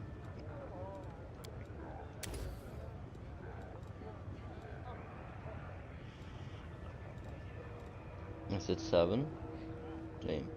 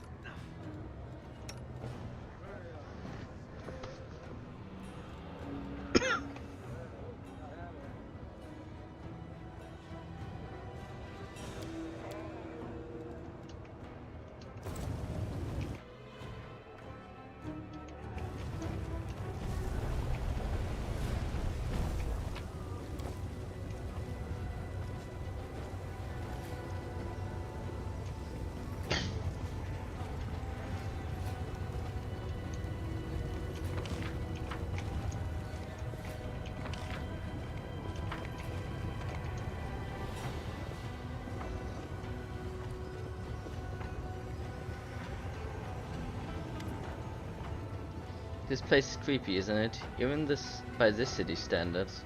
Ursula cast her eyes over the devastated landscape of the slums. But now, believe it or not, one of my few good memories of the abyss is from this place. Will you tell me what happened? It was a bad day for me. Also, if I remember correctly, once you rest, she actually tells you that she doesn't want to go into the city, but I never got the event, so whatever. It was a bad day for me. I was hiding from some dangerous demons I owed money to. Or rather, now I come to realize that it was just a low-grade street gang who must have been eaten up by some stronger since then. But back then they were a real threat to me. Their thugs have already made a hole in my side, and they were following my blood trail to finish what they started. I barely managed to find a quiet corner, some basement or shed, but it was already occupied by a tiefling. I was ready to flee, but he smiled and told me I could sit beside him. Ursula smiles. I was probably acting like some skittish animal, as I sat as far away from him as I could, ready to stab him or make a run for it the moment's notice. But he just gave me a healing potion and told me I could hide here as long as I needed. We started talking. He was a traveler from another plane. Not Galorian, though. He was already also hiding, though I don't remember from who. We remained in that hideout for several days. He shared his food with me. Some kind of pancake, odd one, spicy. Never tried anything like that before. I thought he expected something from me in return. Well, you can guess what I thought he wanted, but he didn't lay a finger on me. Instead of saying goodbye, he said, "Don't thank me, just pass it on." Back then I didn't get him at all. Only when I came to Dresden did I hear that phrase again, and learn what it meant. What do you think the phrase means? It's like revenge, but turned around. A stranger does you a good turn, and it doesn't demand payment. In exchange you find another stranger, and do them a good turn for free. It sounds odd, demons wouldn't understand it. I barely understand it even now. But the main idea is to increase the good in the world, right? Did you ever meet him again? No, never. So did you pass it on? Now I think about it, I didn't. I helped many people since then, of course, but all of them were mortals back on Galorian. Never helped anyone in the Shannara, which means I still owe him a debt. Why don't you repay the debt right here, right now? Now? But you're right, why not? O'Shea looked at the dirty streets and even dirtier logos. Here, you, wait, hold on, don't run away, just stay where you are. With a fast, determined pace, O'Shea approaches a dirty, scab-covered, thingy. What you need? The demon's eyes start around, seeking potential escape routes, but as soon as he realizes no one's going to beat him up, he bares his teeth. You must, well, the succubus cringes under the little demon's glare and hastens to finish. You must need some money, so here, take it. The thing snatches the pouch from Ursula's hands and weights it in his crooked fingers and deformed paw. Ah, so what do I gotta do? Stab someone? Torch something? I think he's about to. You don't have to do anything. It's simply for you. No reason. Pass it on. Succubus says the last words to the thing as it scurried off. That's it. He's gone. I'm not even sure if there was any point in it. I bet he didn't even understand a thing. You needed a lot of time to understand. It doesn't matter. You did what the 12 told you. You're not responsible for what happens next. Congratulations. You may have become the first human neighbor to ever give money to a beggar without any reason. That's right. With all that I know about this place, I might really be the first, but this first case will probably be the last. I don't know if I really have to change anything by giving gold to that poor wretch. But you know, I feel better now. And it's not because I repaid my debt to the traveler. It's just I did something for someone by myself. I didn't think, I just did it. Before I only knew a world where everyone tried to devour each other. But now, when I know what it feels like to help others, I can think of another world, a world where everyone helps. And it's an amazing thought. Maybe that's what Elysium is like. March on. Last my dragon.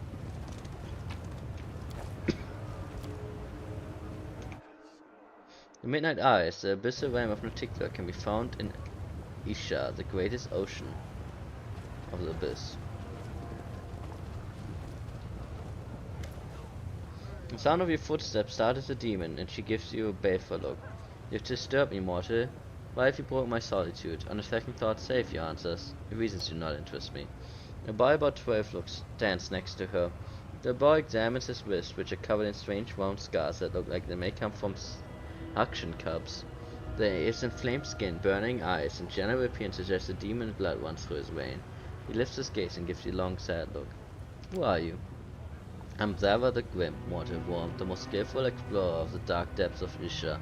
I learned of from Master Villadus himself, the trusted mage of Our Lady in Shadow. One day I will surpass my master's skill and take his place.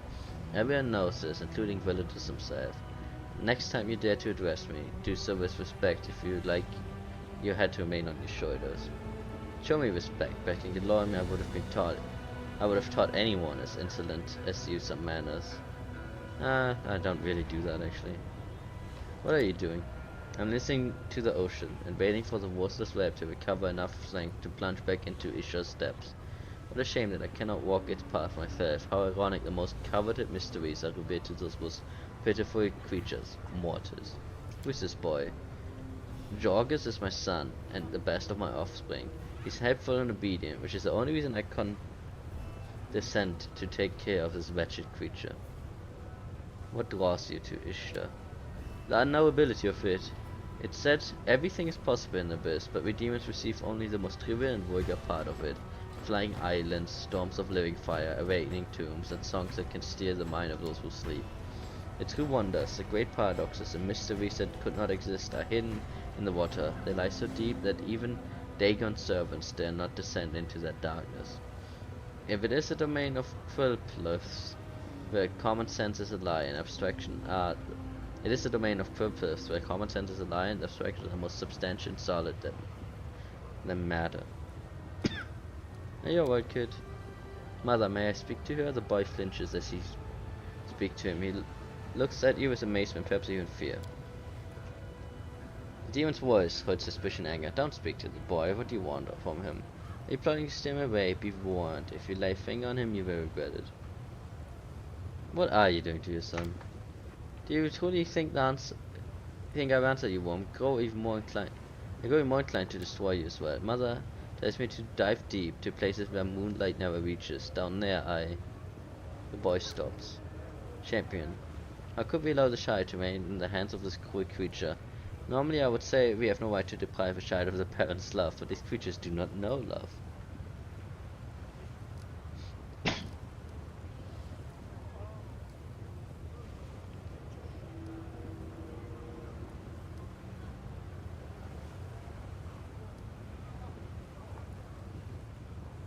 How could a mother be so cruel? What do you want? What would I want? In the depths, nobody knows this word want. And I wasn't taught it on the surface either. I know how to obey, dive, be quiet. But I don't know what I want. What can I want? Stop addressing my property, worm. I pour the waters of Isha down on your throat and let the ocean tiny mollusks devour you from the inside and turn you into their shell.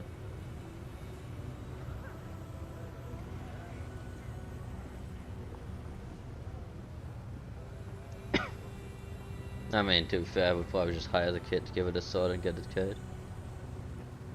How could a mother be so cruel? What if he's of my blood? That's not why I feed and protect him. Ligajorgas is a viable asset, because his brother and sisters died during my search. He's the only one who shows reliable, consistent results. You can only experiment on others with their consent. It's unprofessional to use the underage children for this. This demon has violated unspoken scientific code and must be severely punished.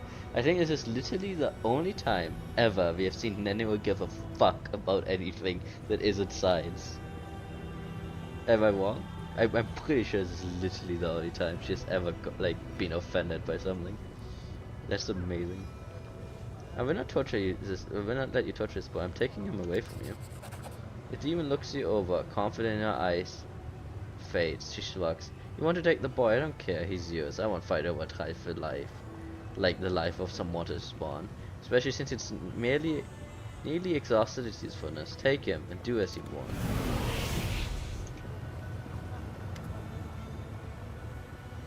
The boy you saved from his wicked mother gives you a look that is both sad and mature beyond his years. I sense a certain darkness within his youth, hiding deep inside, yet he himself is not evil. His soul is pure and kind, as a child's soul should be. The boy silent and focused, as if it's too hard. If it too hurt the voice of the hand, and he suddenly responds, does his spirit speak truth? Is there really darkness in me? How can I carry evil in me, yet not be evil? His gaze pierces you as if he wanted to say something else, but reconsiders at the moment. Can you see and hear the hand? Yes, he glows, and he's not evil. I think I like him, but I feel there's an inconceivable conflict between us. It's unfortunate. The child can hear and see me. He's not evil, nor is he a sorcerer, a mage or a wizard. He yields no spells that could reveal the unseen, and carries no such spells cast by someone else. He just sees. What powers does he possess? Who are you? Mother named me Zorgus. I'm a creature of her making, and until recently I was a creature in every way. I had many brothers and sisters, but none survived her research, so I was the only one left. Now that my mother is gone, I don't know who I am. Am I Zorgus? But that name means nothing to me. It was whispered into my mother's ear by Isha. So who am I? Tell me about your mother. Her name is Zara the Grim. She used to be a pauper, a diver who collected what Isha had taken. The ocean has no floor, so she recovered whatever hadn't sunk too deep.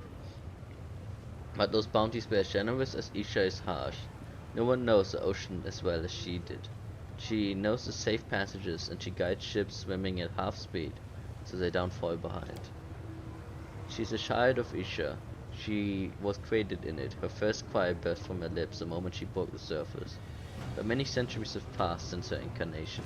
She's dark like Isha, cruel like Isha, powerful, uncompromising like Isha, fertile, merciless towards the children like Isha.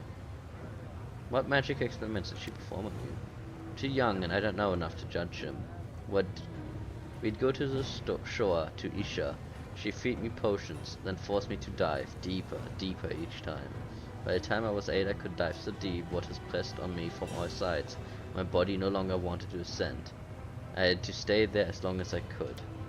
Then I'd come up, my nose bleeding, and sometimes my mouth and ears as well, even my eyes.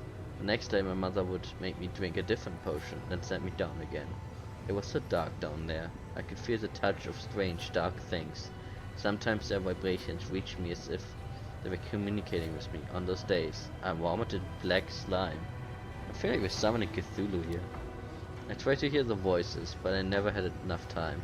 Mother would be furious, beat me, brew a new potion, then make me dive deeper, stay longer. That last time, I spent 7 hours in the water. There were so many vibrations that enveloped me. Then I realized I'm neither food nor an enemy. Though I have the blood of the enemy in my veins. What does it mean? I don't understand. It was a little boring, so I imagined I was a giant octopus floating in the deep, waiting for prey. I'm afraid no one will tell you more about me because you angered my mother, and she is vindictive. Remarkable discovery. I pity I cannot include it in the encyclopedia, as the mother obtained this knowledge in violation of professional ethics. I recommend that you visit my research institute in Absalom and demand lifelong compensation in exchange for this information. Send me a letter if you want me to vouch for you. How shall I whisper is barely audible. Thank you for showing the concern for this demon, with a stranger to you. Do not confuse sentimentality with compassion for damage caused by Do not confuse sentimentality with compensation for damage caused by professional colleague. All the same. Thank you. So what are you going to do now? I'd rather not go home, and I have nowhere to go. What do they do, those who have nowhere to go? I don't know. Maybe I should live in Isha. Champion, we have no right to leave him here by himself. He needs care, and fate has entrusted you with this child. I have faith that you will make the right choice. Go wherever you want. Kick it, like drop kicking him into the ocean. Okay, you find refuge at my camp. Thank you for not deciding for me, but granting me the right to choose. Others have not done this, and so I will accept your invitation. The little one is now safe in your care. Neither his cruel mother nor remorseless kidnapper will cause him further harm. I'm glad we share a belief that children should not be victims of evil. I'm certain young Zorgus will be better off from Ghidorah.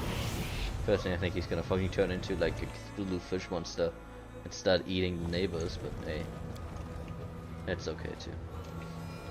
The sturdy door, it's locked.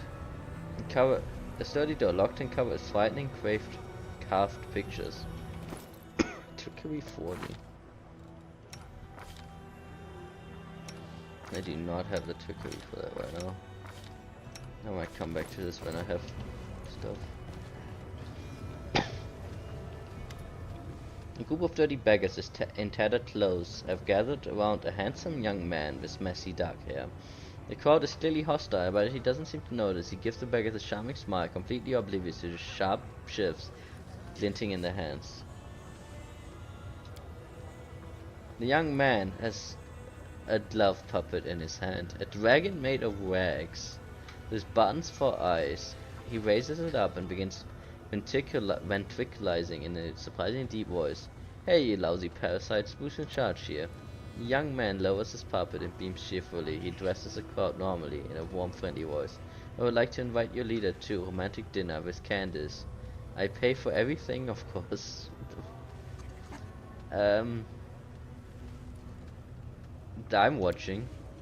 The beggar whispers among themselves. You manage to catch a few sniffs in the conversation. He's crazy, leave him be. And what if he bites you before the crowd disperses? A young man jots something down in a notebook. Oh, he's another fellow of science. I got a crazy fucking lunatic scientist too.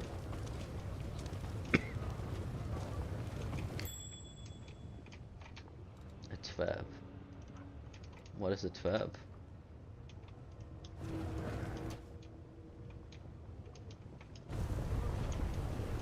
spotted a trap, but I don't see the trap. Kind of strange.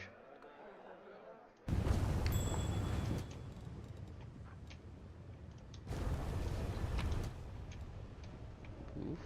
No, it was a corner.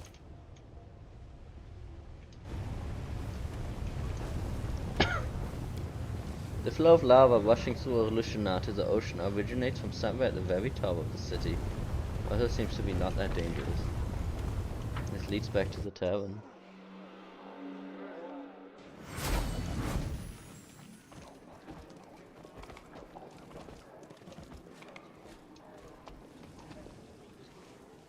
Never did get the runestone for the thing. Bad booze, what brings you here? Okay. Piss off. I'm not drinking your disgusting ale.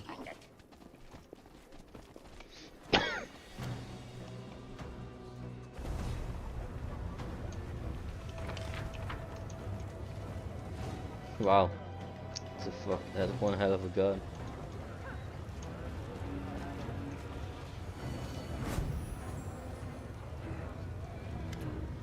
The demon looks bored out of his wits. He shifts his attention to you and barks, "What do you want?" The guard takes a closer look at Ursula and flashes an interested grin. Face is familiar. Have you met before?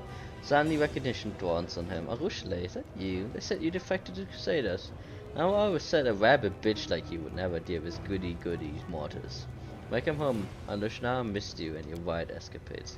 Ursula purses her lips and turns away, not deigning to answer. Her face grows deathly pale. There's despair in her eyes. Who do you think I am? Nobody. You may have been a big deal in your world, but this is abyss. If you haven't heard of you, then you are not famous enough to be of note. If you keep bothering me, you will become my lunch. You don't smell very appetizing, you know. You reek of wet fur.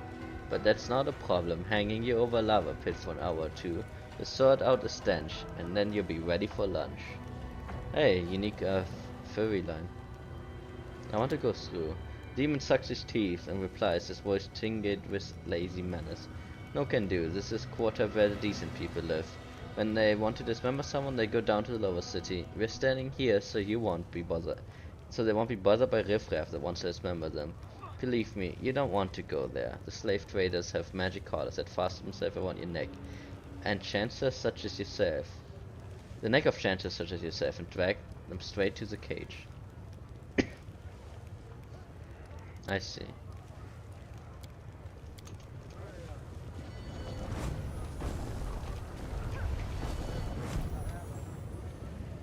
Walking down the street.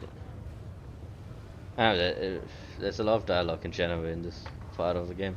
Walking down the street in Lushana, you see Ember. She's sitting on. Wait, she just fucking went into the abyss on her. Like, Jesus Christ, woman. She's sitting on the ground, surrounded by demons, shielding a scrawny babu who looks like he has been beaten. Why are you doing this to him? You're hurting him. Hey, you little rag. I was gonna call it a rag muffin. That's what I'm gonna call it. You little rag muffin. We beat you up too. Who are you anyway? I'm just a mortal, weak and silly compared to you. I'm a mayfly.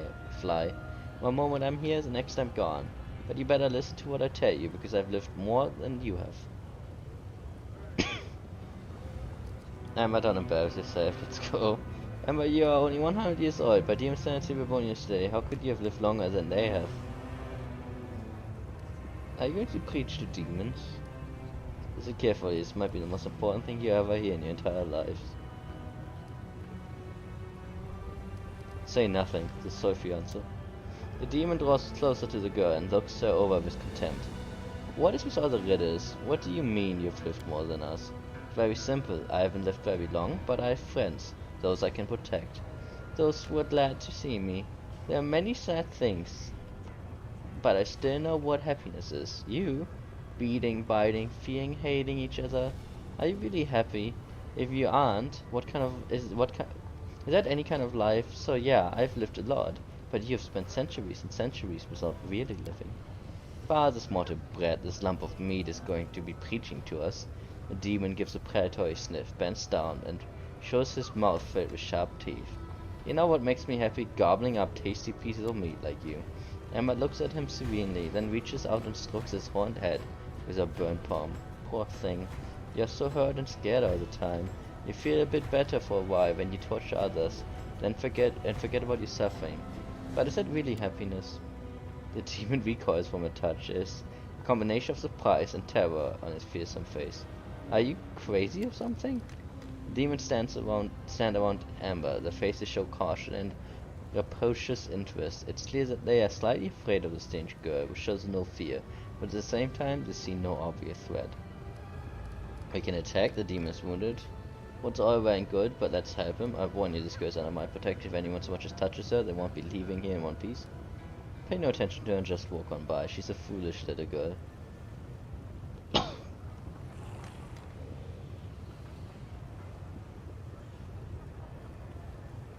feel like this is just escalating it, even though that's probably the most likely answer I would give.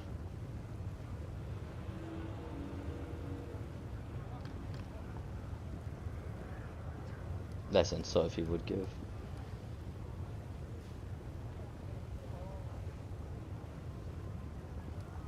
I'm between 1 or 2 here.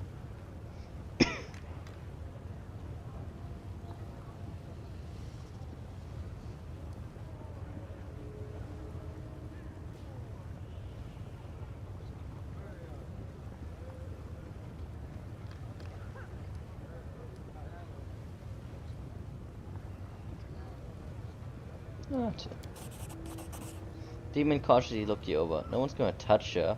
What would you want with a one like that? Come now, little one. Keep telling your lies. What were you saying? Love? Friendship? That sort of approval? She's a witch. She probably wants to sell us something. Some magic potion or herbs. Come on, show us. What do you have? What? No, I'm not selling anything. I wanted to tell you how much you're missing. I mean, you're free. Freer than anyone in the world. But use this freedom to make life miserable for yourself and everyone else. Just think how much happier you could be. Emma keeps preaching and demons listen, occasionally interrupting with laughter or obscene jokes. Finally they grow bored and walk away. They left. Do you think they understood anything? Remember, the void can convince demons. They're not human. Demons are evil by nature. Who knows? Even I'm intrigued to see how it will turn out.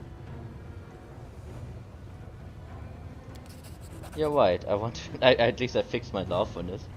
You're right. I want to help them so much, but how could I know what will work and what won't? Maybe in an hour's time, you and I won't even be alive.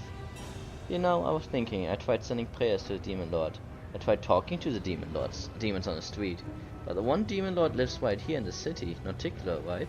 What if I try talking to her? Not through prayers, but in person. You're going to meet her sooner or later, aren't you? Please take me with you. I'm sure if we meet face to face, like you and I are talking right now, I'll be able to convince her to stop being mean. You'll take me to her, promise?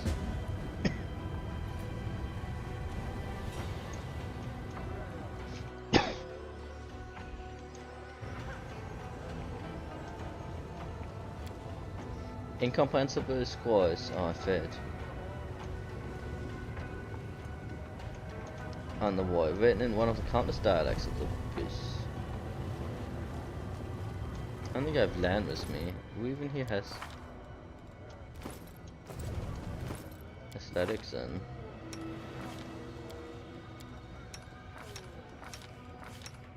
he has 22 aesthetics. Yeah, probably not having right now. Onwards.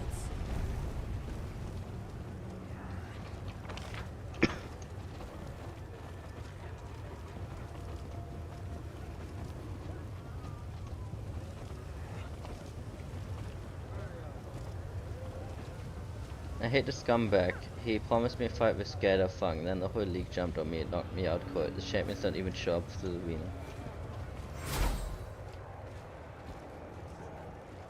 You're told to come with 100 coins by tonight. Where are they, beggar?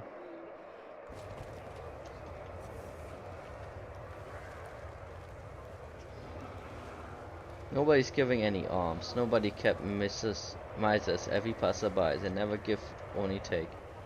I have 2 different conversations. Shut up, scum. I take the tooth for every missing coin from every one of you.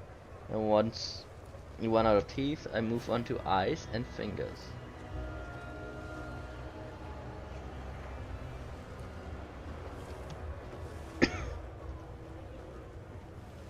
For 1,000 gold coins, I offer yes.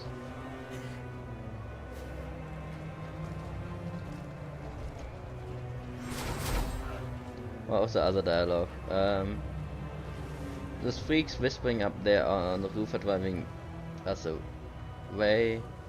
I wish I could spill the blood while waiting for climb up there and fight them. Now what are you shaking? Shut your trap before the helium come down and whip out your tongue. If I could get up there, I'd kill them. You think I'm scared? I'm not scared. Not even a little bit. If I would need telling. Oh hey, that's some heady. What the fuck? You just call me dope? It's some heady dope and no mistake. I feel like I could rip the head off anyone. Hey you outsider, how about I rip your head off? Wait, are you high? So what's happening with my pathing here?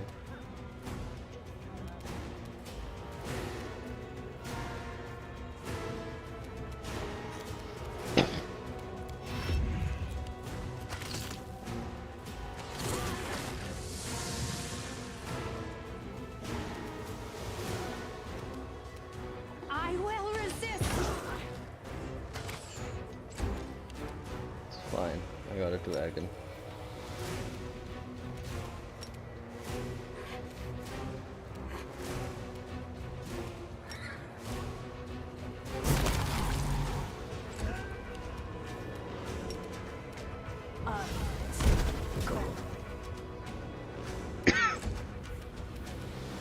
Forwards. I think I'm like stuck.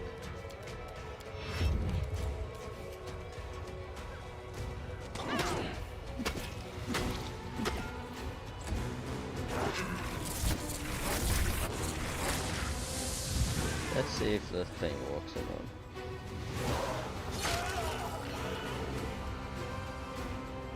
Yes, it does work. Yes.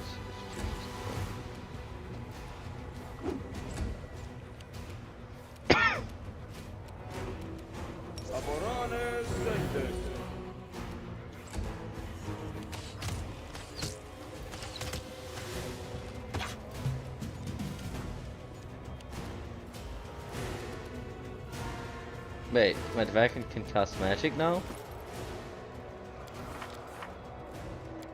My magic can cast dragon.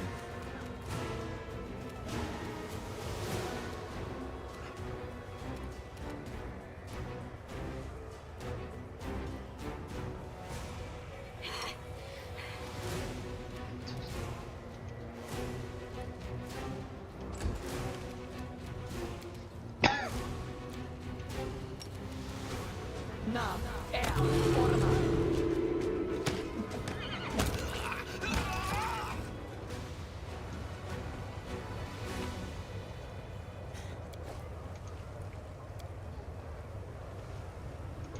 Hunting symbols are carved on the walls, probably some kind of secret language used by local inhabitants. Jesus, what is with these walls right now?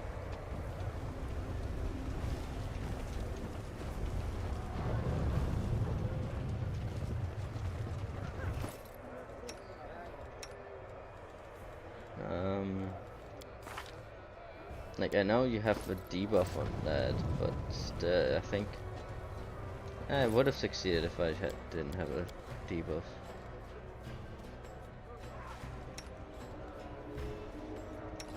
Trying to remember what it was. Oh yeah, I was looking for.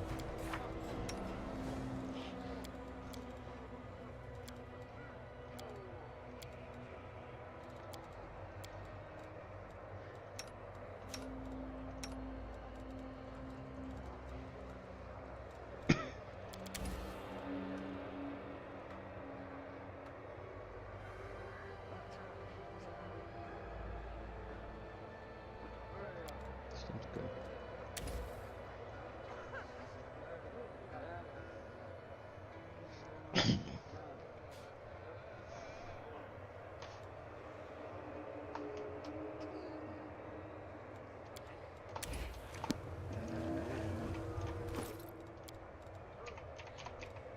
I used my dimension again in the other.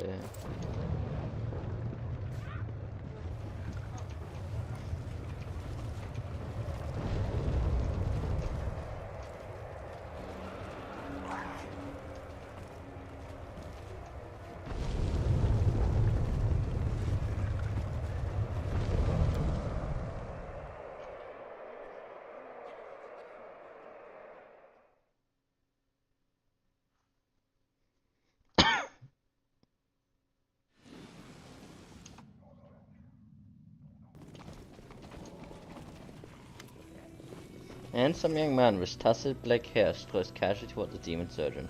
Master of stitches, artist of scalpel, and genius of surgical profession. Tell me, is your heart free? Young man has a gloved puppet on his hand, the dragon made of wax, button for eyes. He raises up. Also, do you have an hour of free time tonight? How about a romantic dinner? No, I would not say my heart is free. Right now it contains 3 copper rods, 200 grams of enchanted quicksilver, and a fair dose of Limia liver extract. Pause and give the young man an appraising glance. But I could give you an hour or 2 of my time for something other than dinner. Has anyone ever told you you have a beautiful smooth skin? I happen to be in need of some. Young man deftly steps aside to avoid the demon's outstretched claw. Jot something down on a notebook. Let us be off. We have a fellow cringe mage. The demon in a blood-splattered apron fussily shoves a few foul-looking chunks of flesh into his apron pocket. His fingers are fitted with horrible steeled claws, and you hear the unpleasant sound of metal on metal as he slides them against one another like scissors.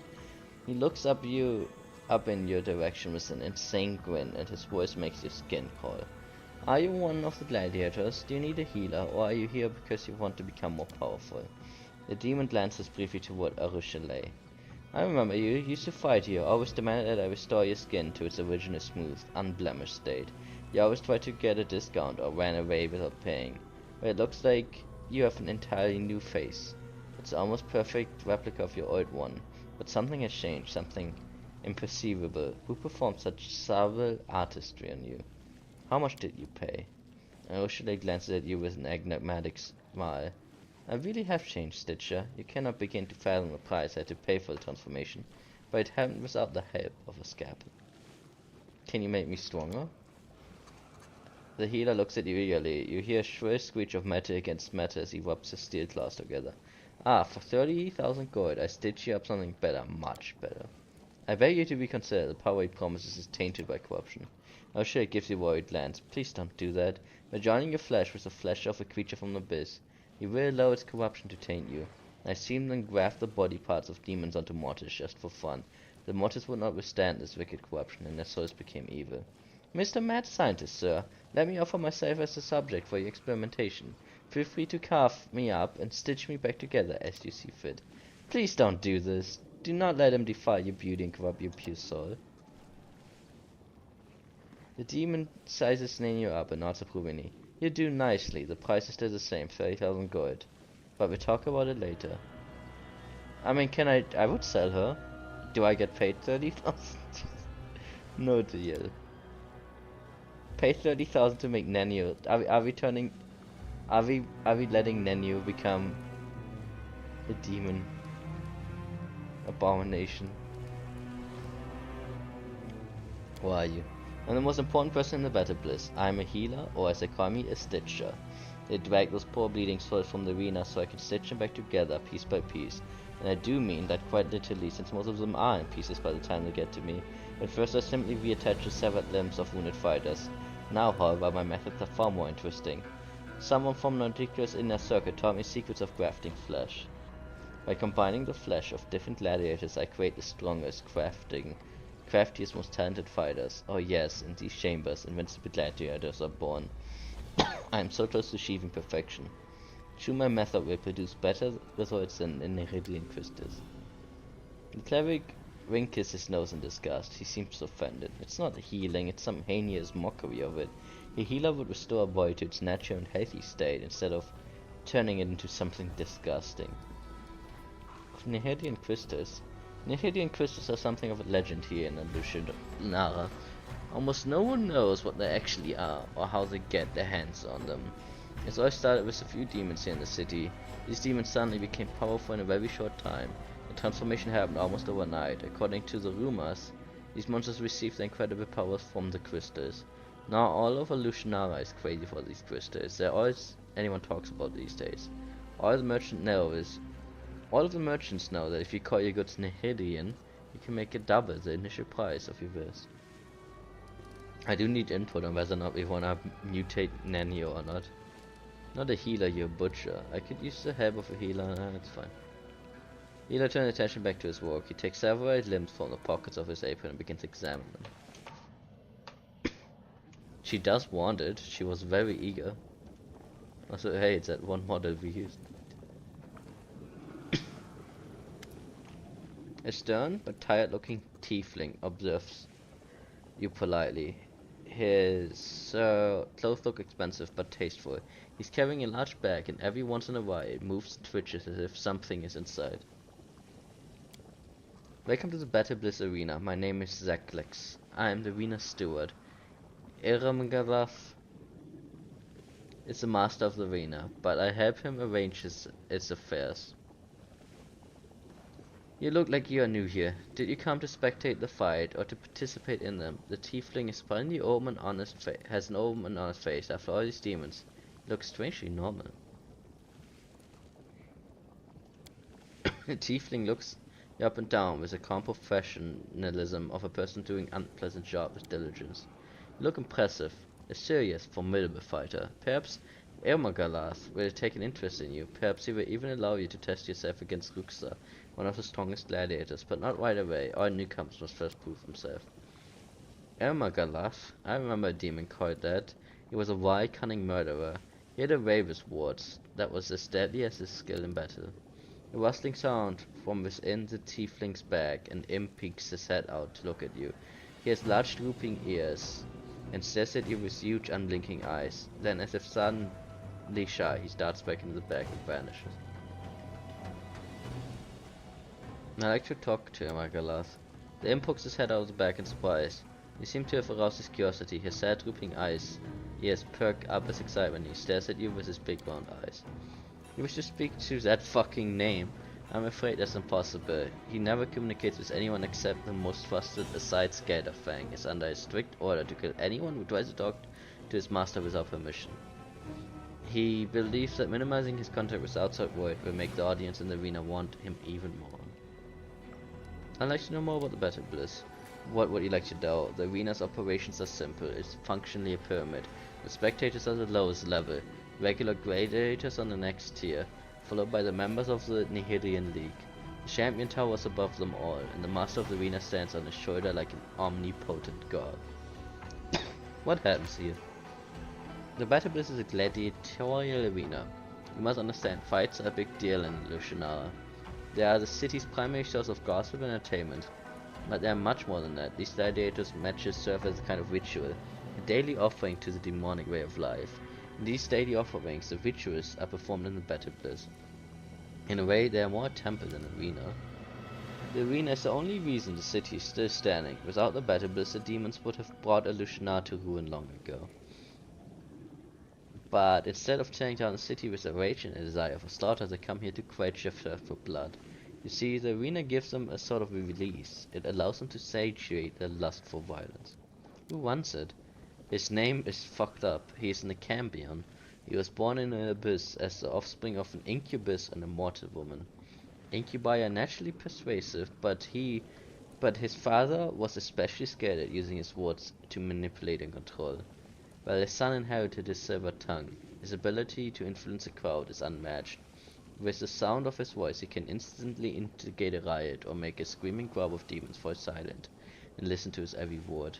When he warms up the audience, the spectators are ready to jump into the arena and fight the gladiator themselves. Who is the strongest fighter? The champion's title currently held by the incubus named Gelderfang. He's the deadliest of his fighters and serves as his bodyguard. He's a true artist of death and destruction. Of course, there are other fighters in the abyss who are more dangerous, but no one can kill like he does. He makes every death exquisite and prolongs the agony of suffering of his opponents. He can transform any fight into a spectacle show. He turns combat into a performance and knows how to create a dramatic spectacle out of the most mundane match. There are only two things Gelderfang wants in life, pleasure and murder. They are his obsession, and he feeds that obsession every time he steps into the arena. After all, everyone in Lucianara knows his name, and the audience yells it at the top of their lungs every time he kills one of his rivals. What is the League? It's an odd name, I admit, but it's in keeping with the latest trend. Neridian is a very popular word in Lucianara these days.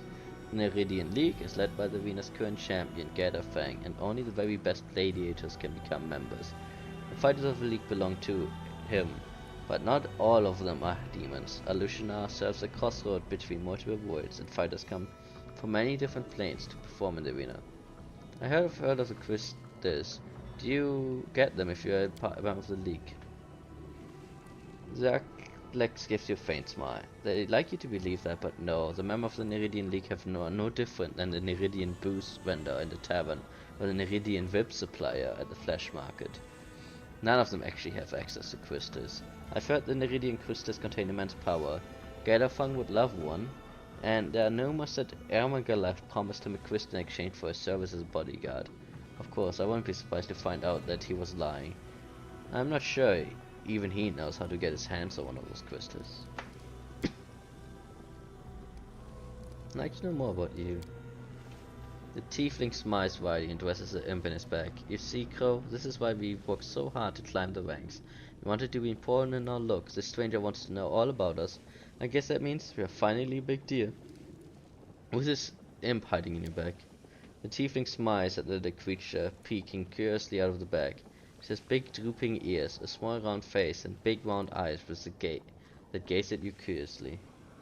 This is Crow. He's my business partner. He also happens to be my familiar. I've no idea how he wound up in the abyss, but did not have an easy time of it either. If our paths hadn't crossed, we'd both be dead by now. He probably is the only one I trust. The imp fidgets beneath your gaze and finally darts back into the bag.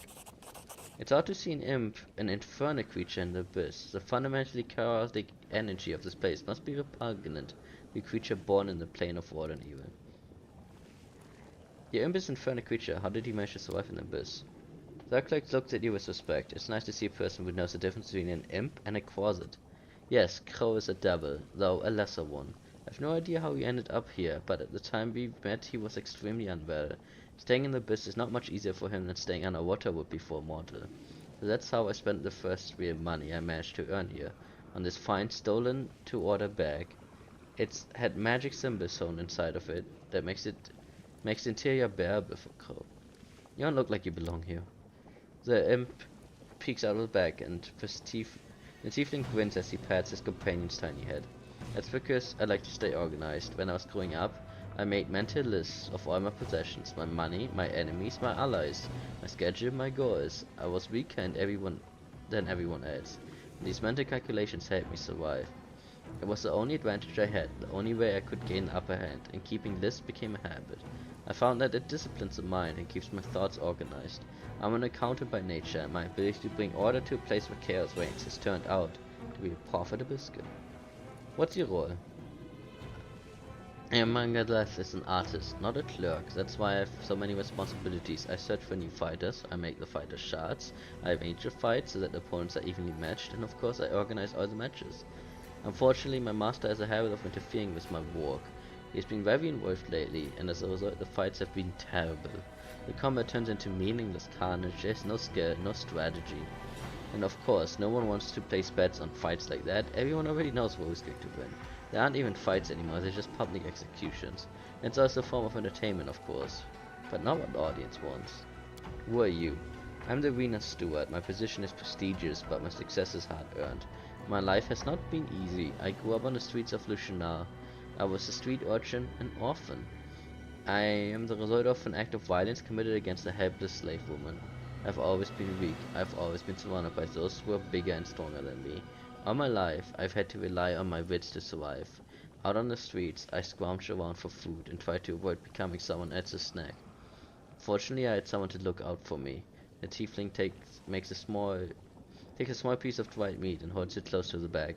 Quick as a flash, a scrawny paw darts from the bag and snatches up the treat. Crow has been my companion for a long time. He's also my partner in business. Together we saved up our money, one coin at a time. We made allies and thought out opportunities for advancement. We worked hard to climb the ranks of society. In the beginning our goals were simple. Never starve again. Never live in poverty again. Never fear for our lives again. Trust me, those goals aren't easy to accomplish here in the abyss. You have to be very influential in the city to achieve any of those things, but we've managed to make our goals a reality. In fact, we've been doing quite well for ourselves in Alushina.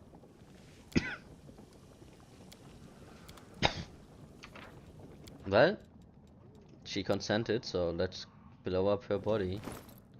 Don't question how I said it. Do it. Please follow me. You will drown in an ocean of pain. You will emerge from it renewed.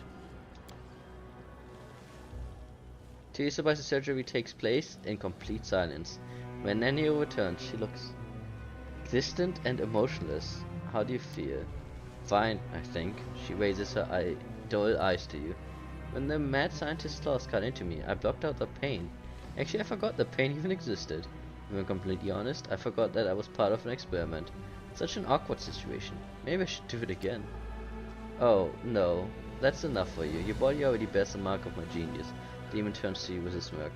I've already painted on this canvas. I mean, to be fair, he sounds as weird as I do.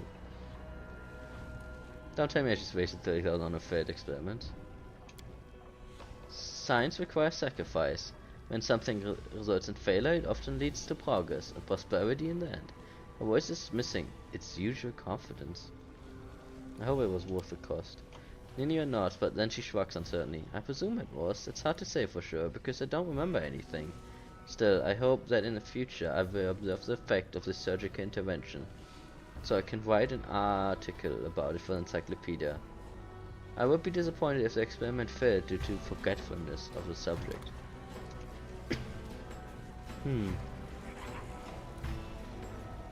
She now has demon graft. Demonic argument organs grants away +2 natural armor, 2 inherent bonus to skill checks made to overcome spell resistance, concentration checks, DC, attack damage, pretty much everything. However, whenever your HP falls below 20%, you enter a frenzy. The nearest creature until you die of attack the nearest creature until you die of combat. Die or combat ends. There we go. Also, stare at the fucking banner. Jesus Christ, game. That's how did Sheila heal everyone there? I don't know what happened.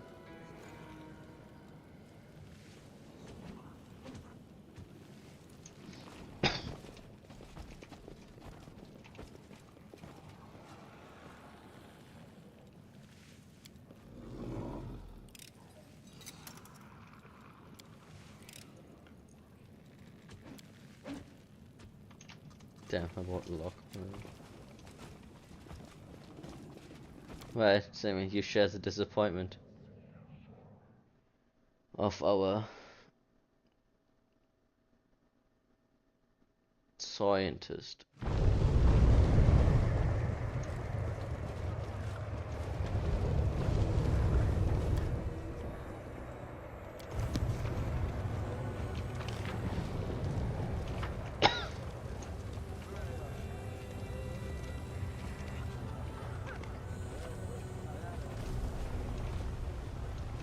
Let's move. Spotted trap, but I don't know where again. Maybe it's on. Oh, it's on the roof. So yeah. So now we gotta figure out how to get through this gate.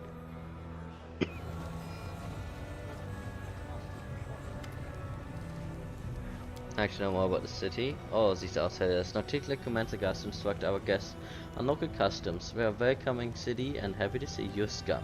I mean, we're happy to see you exotic travelers. Anyway, here's a quick guide that will keep you alive in Alushnar. At all times, no matter what you need, remember 4 things. Who rules the land under your feet, what they have forbidden you to do, who you can draw your weapons against, and who you want to avoid offending at all costs. Seriously, you're better off impaling yourself on your own blade than going toe to toe with some of the denizens of this place. What are the laws? It's not like anyone in Lushnar cares about laws, so we have almost none. Well, there are guards at the gate to keep riffraff out of the really nice places. Particular prohibits anyone from laying a finger on visitors from any other planes. We are trading hub of abyss, you see. Anyone is welcome, please come again. Thank you very much, but don't unclench your bowels just yet. All the buff applies only to the real movers and shakers. Small fry are either eaten or enslaved, so the slave cages are crammed full of extraordinary guests. We want things in the city, not particularly Vuez, but she's busy sitting in the palace looking pretty and couldn't care less about our business. That's why her Sycophant, Chimera, mistress of harem and of ardent dreams, has the final word in the city affairs. It's not like she cares about what's happening either. She's She'll single someone out, accuse them of some misdeed, and then send them to stew in the cauldron of boiling filth. There's no real rhyme or reason for her behavior. She does it to keep everyone in line, and well, it works. Though her power isn't unlimited, there are others in city rules what carries a great deal of weight. Take Hefsmara, for example. She's a great deal of influence despite being new here, not to mention a demon born of Baphomet. The city's her playground. Chimera is the only one she treats as an equal. Stuck up bitch. If I were you, I'd steer clear of Baphomets. Scheming Zergs, a lot of them. Lady Valexa in Upper City. She's like the leader of Alushla's elite. She's always gentle, speaks softly, never whips out anyone thrown in the streets. All in all, I've never met a more sinister and grim creature in my entire life. Emma Galaf, the master of the Battle Bliss, also commands some authority. He's a psychopath, even by local standards. This one time, he put on quite a show. He invited all the scum in the lower city to a free performance in the arena.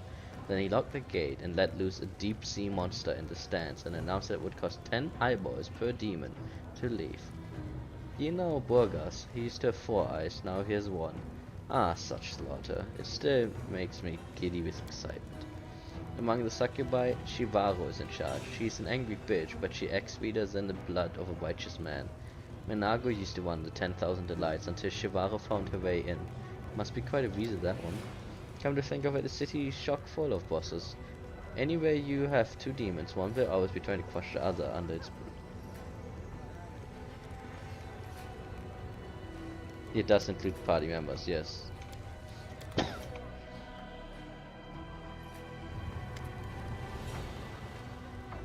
Whom has it you convinced? Yes, this line is showing up everywhere.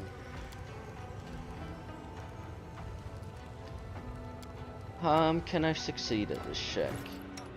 No. Which, maybe? I have...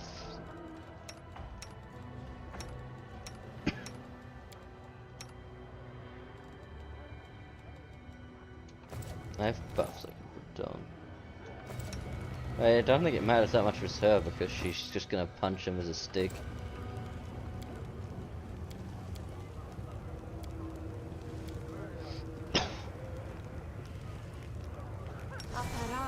That doesn't actually help. I will lend you my aid.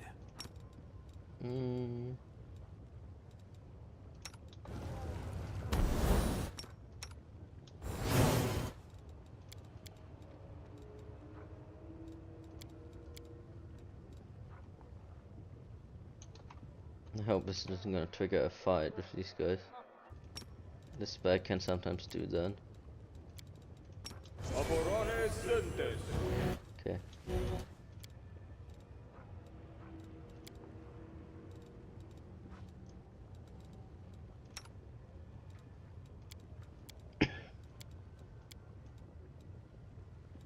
Technically, this should. We must be doing it wrong. It doesn't, but it should.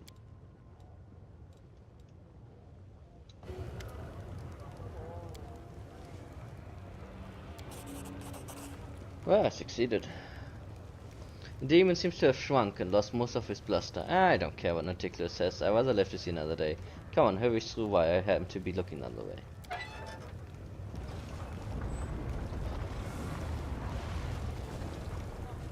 The cringe is getting out of control. Yes.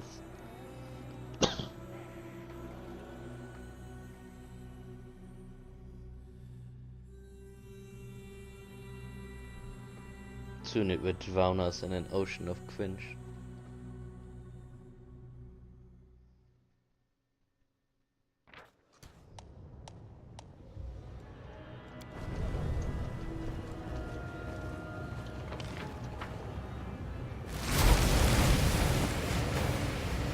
The demon looks frail and sickly, especially in comparison to the mighty entourage surrounds him. His voice sounds slow and tired, but the demeanor is calm and self-assured. He clearly believes himself to be in full control of the situation. A mortal with mythic abilities. Unfortunate that you have made your way to the abyss. Moreover, you've come to Alushanara, which makes things even more convenient for me. Yes, what a stroke of luck. You see, I need you to be my test subject. Who are you? The demon remained silent for a moment. Either he's hesitant to give his name, or he simply enjoys prolonging the suspense. I'm Mustafan. I'm at present Hasmara's most trusted alchemist. I'm on the urgent mission for her. Perhaps you can guess what it is. Vanthia Wang was working on something similar in the Void Wound. Of course, it was a mistake to entrust such work to someone who wasn't a demon.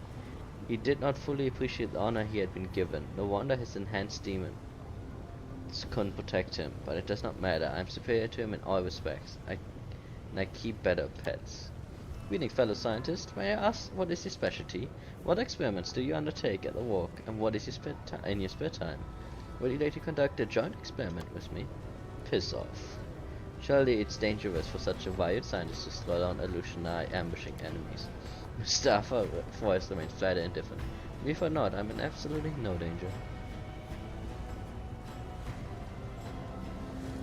So you're going to attack me, or? Yes, let's get started, Shawl. You just want servants. You don't have to take the specimen alive, just need the core.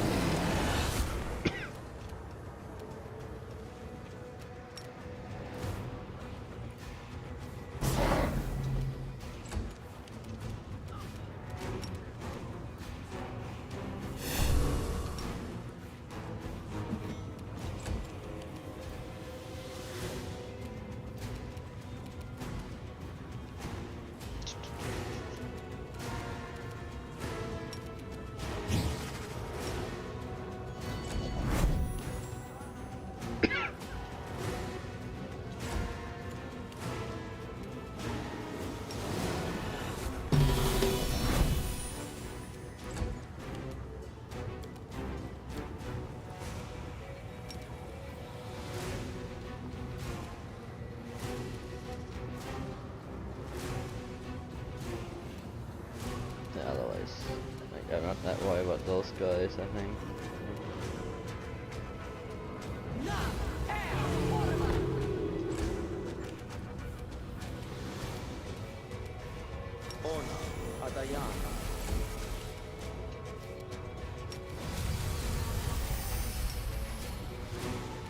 Yeah, I wanted to call it a night soon.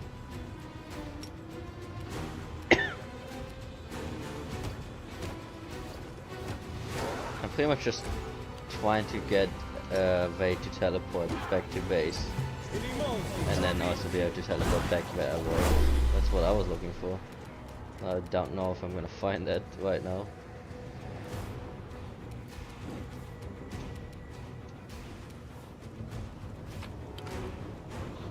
I wasn't fine. Why can you pick up stuff?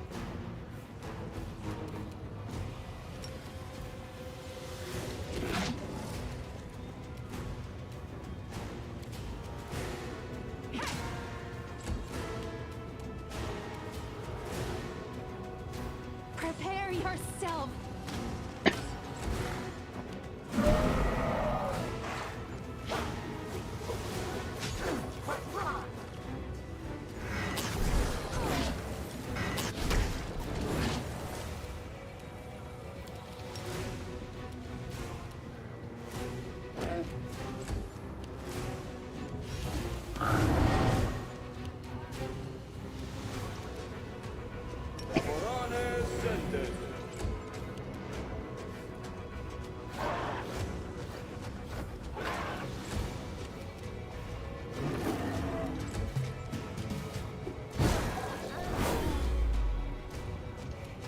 No.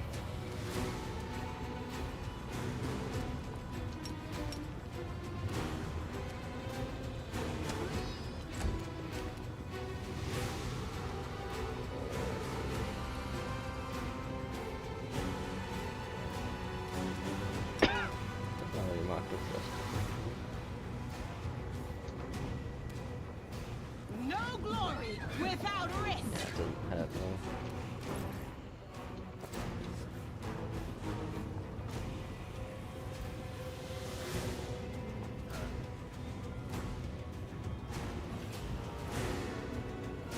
Yeah, it should have a smite on him. Desna, guide my hand.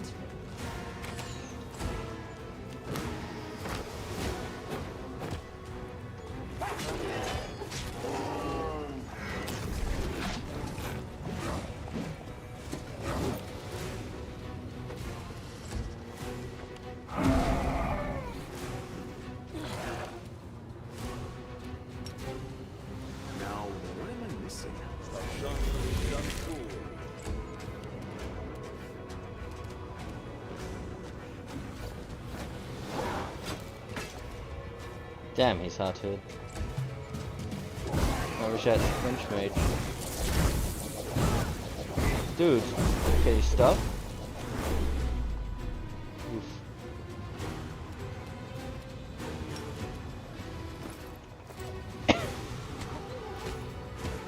Thank God for dragons.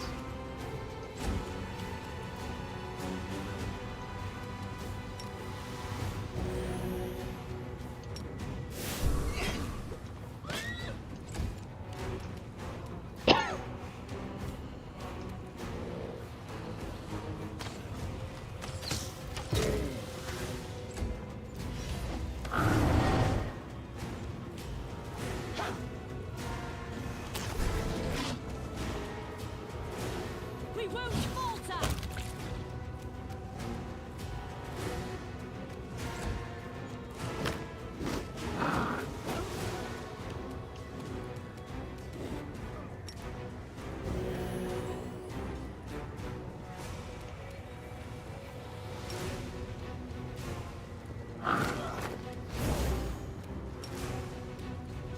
Putting all my baskets in the dragon basket.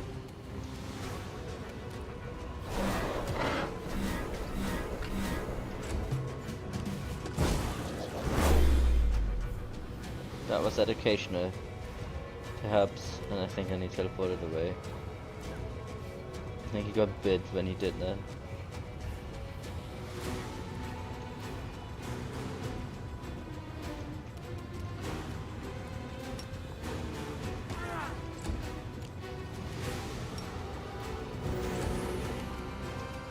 He would have gotten owned otherwise.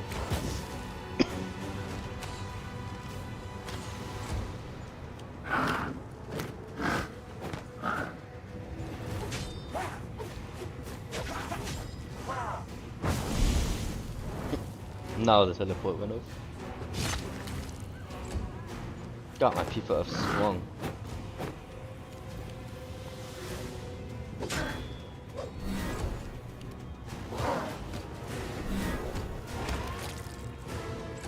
Everyone on this fucking team attacks 50 billion times.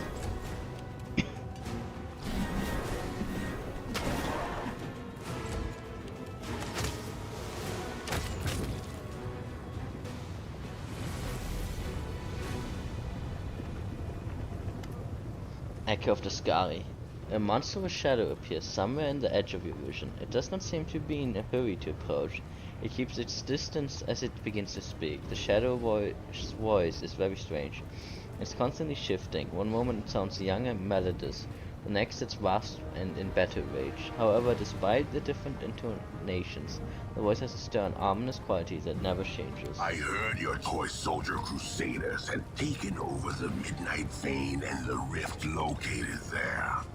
But I never thought you'd have the nerve to descend into the abyss. I assumed you'd block the underground passages, put guards out by the rubble, and sit there, shaking, waiting for someone to attack you again. I know that, fiend. Champion, this is the Echo of Discari, the avatar of our arch-enemy. This is a mighty, cunning, and vengeful opponent. He cannot see or hear me, but he will pounce if he knows I am here. He hates everything related to Iomedae. Be cautious. So, here's the thing. I'm pretty sure this is correct. I'm sure it's mentioned somewhere in the game, but at the very beginning of the game, when you find the magical sword from the dead angel and you get the flashback vision, the dude killing the angel, well, killing the people including the angel, is this guy, I'm pretty sure. Because I don't think it's actually Discari himself, but they describe it as being, like, similar and whatnot. I'm pretty sure it's Echo of Discari that actually is doing that, which is, like, his main command. Just a little note. I know who you are. You come from the land of Iomedae's servants. And Iomedae's servants know me, for I have killed many of them. What do you want? It may surprise you, but nothing. You overestimate your importance, mortal. You probably think your victories in Dresden and the Midnight Fane have dealt us a fatal blow. don't you? But my lord's hordes are endless, and there are other rifts in the wound that will serve our purpose when the hour comes. So no, I did not come here for you, mortal.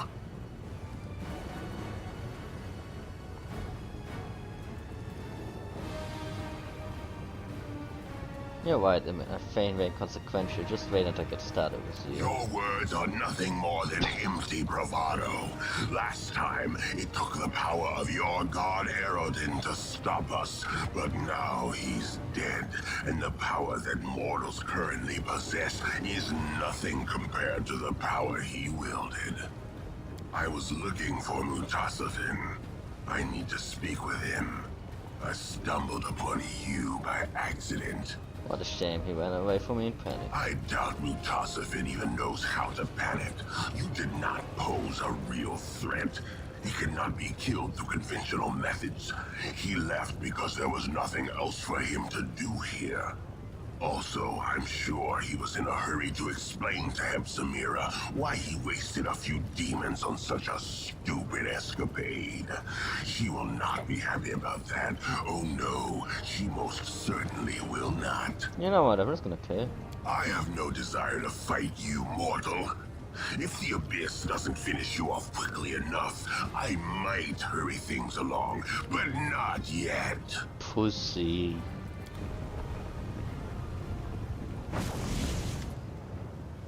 The abyss is full of hideous creatures, but you have just met one of the worst.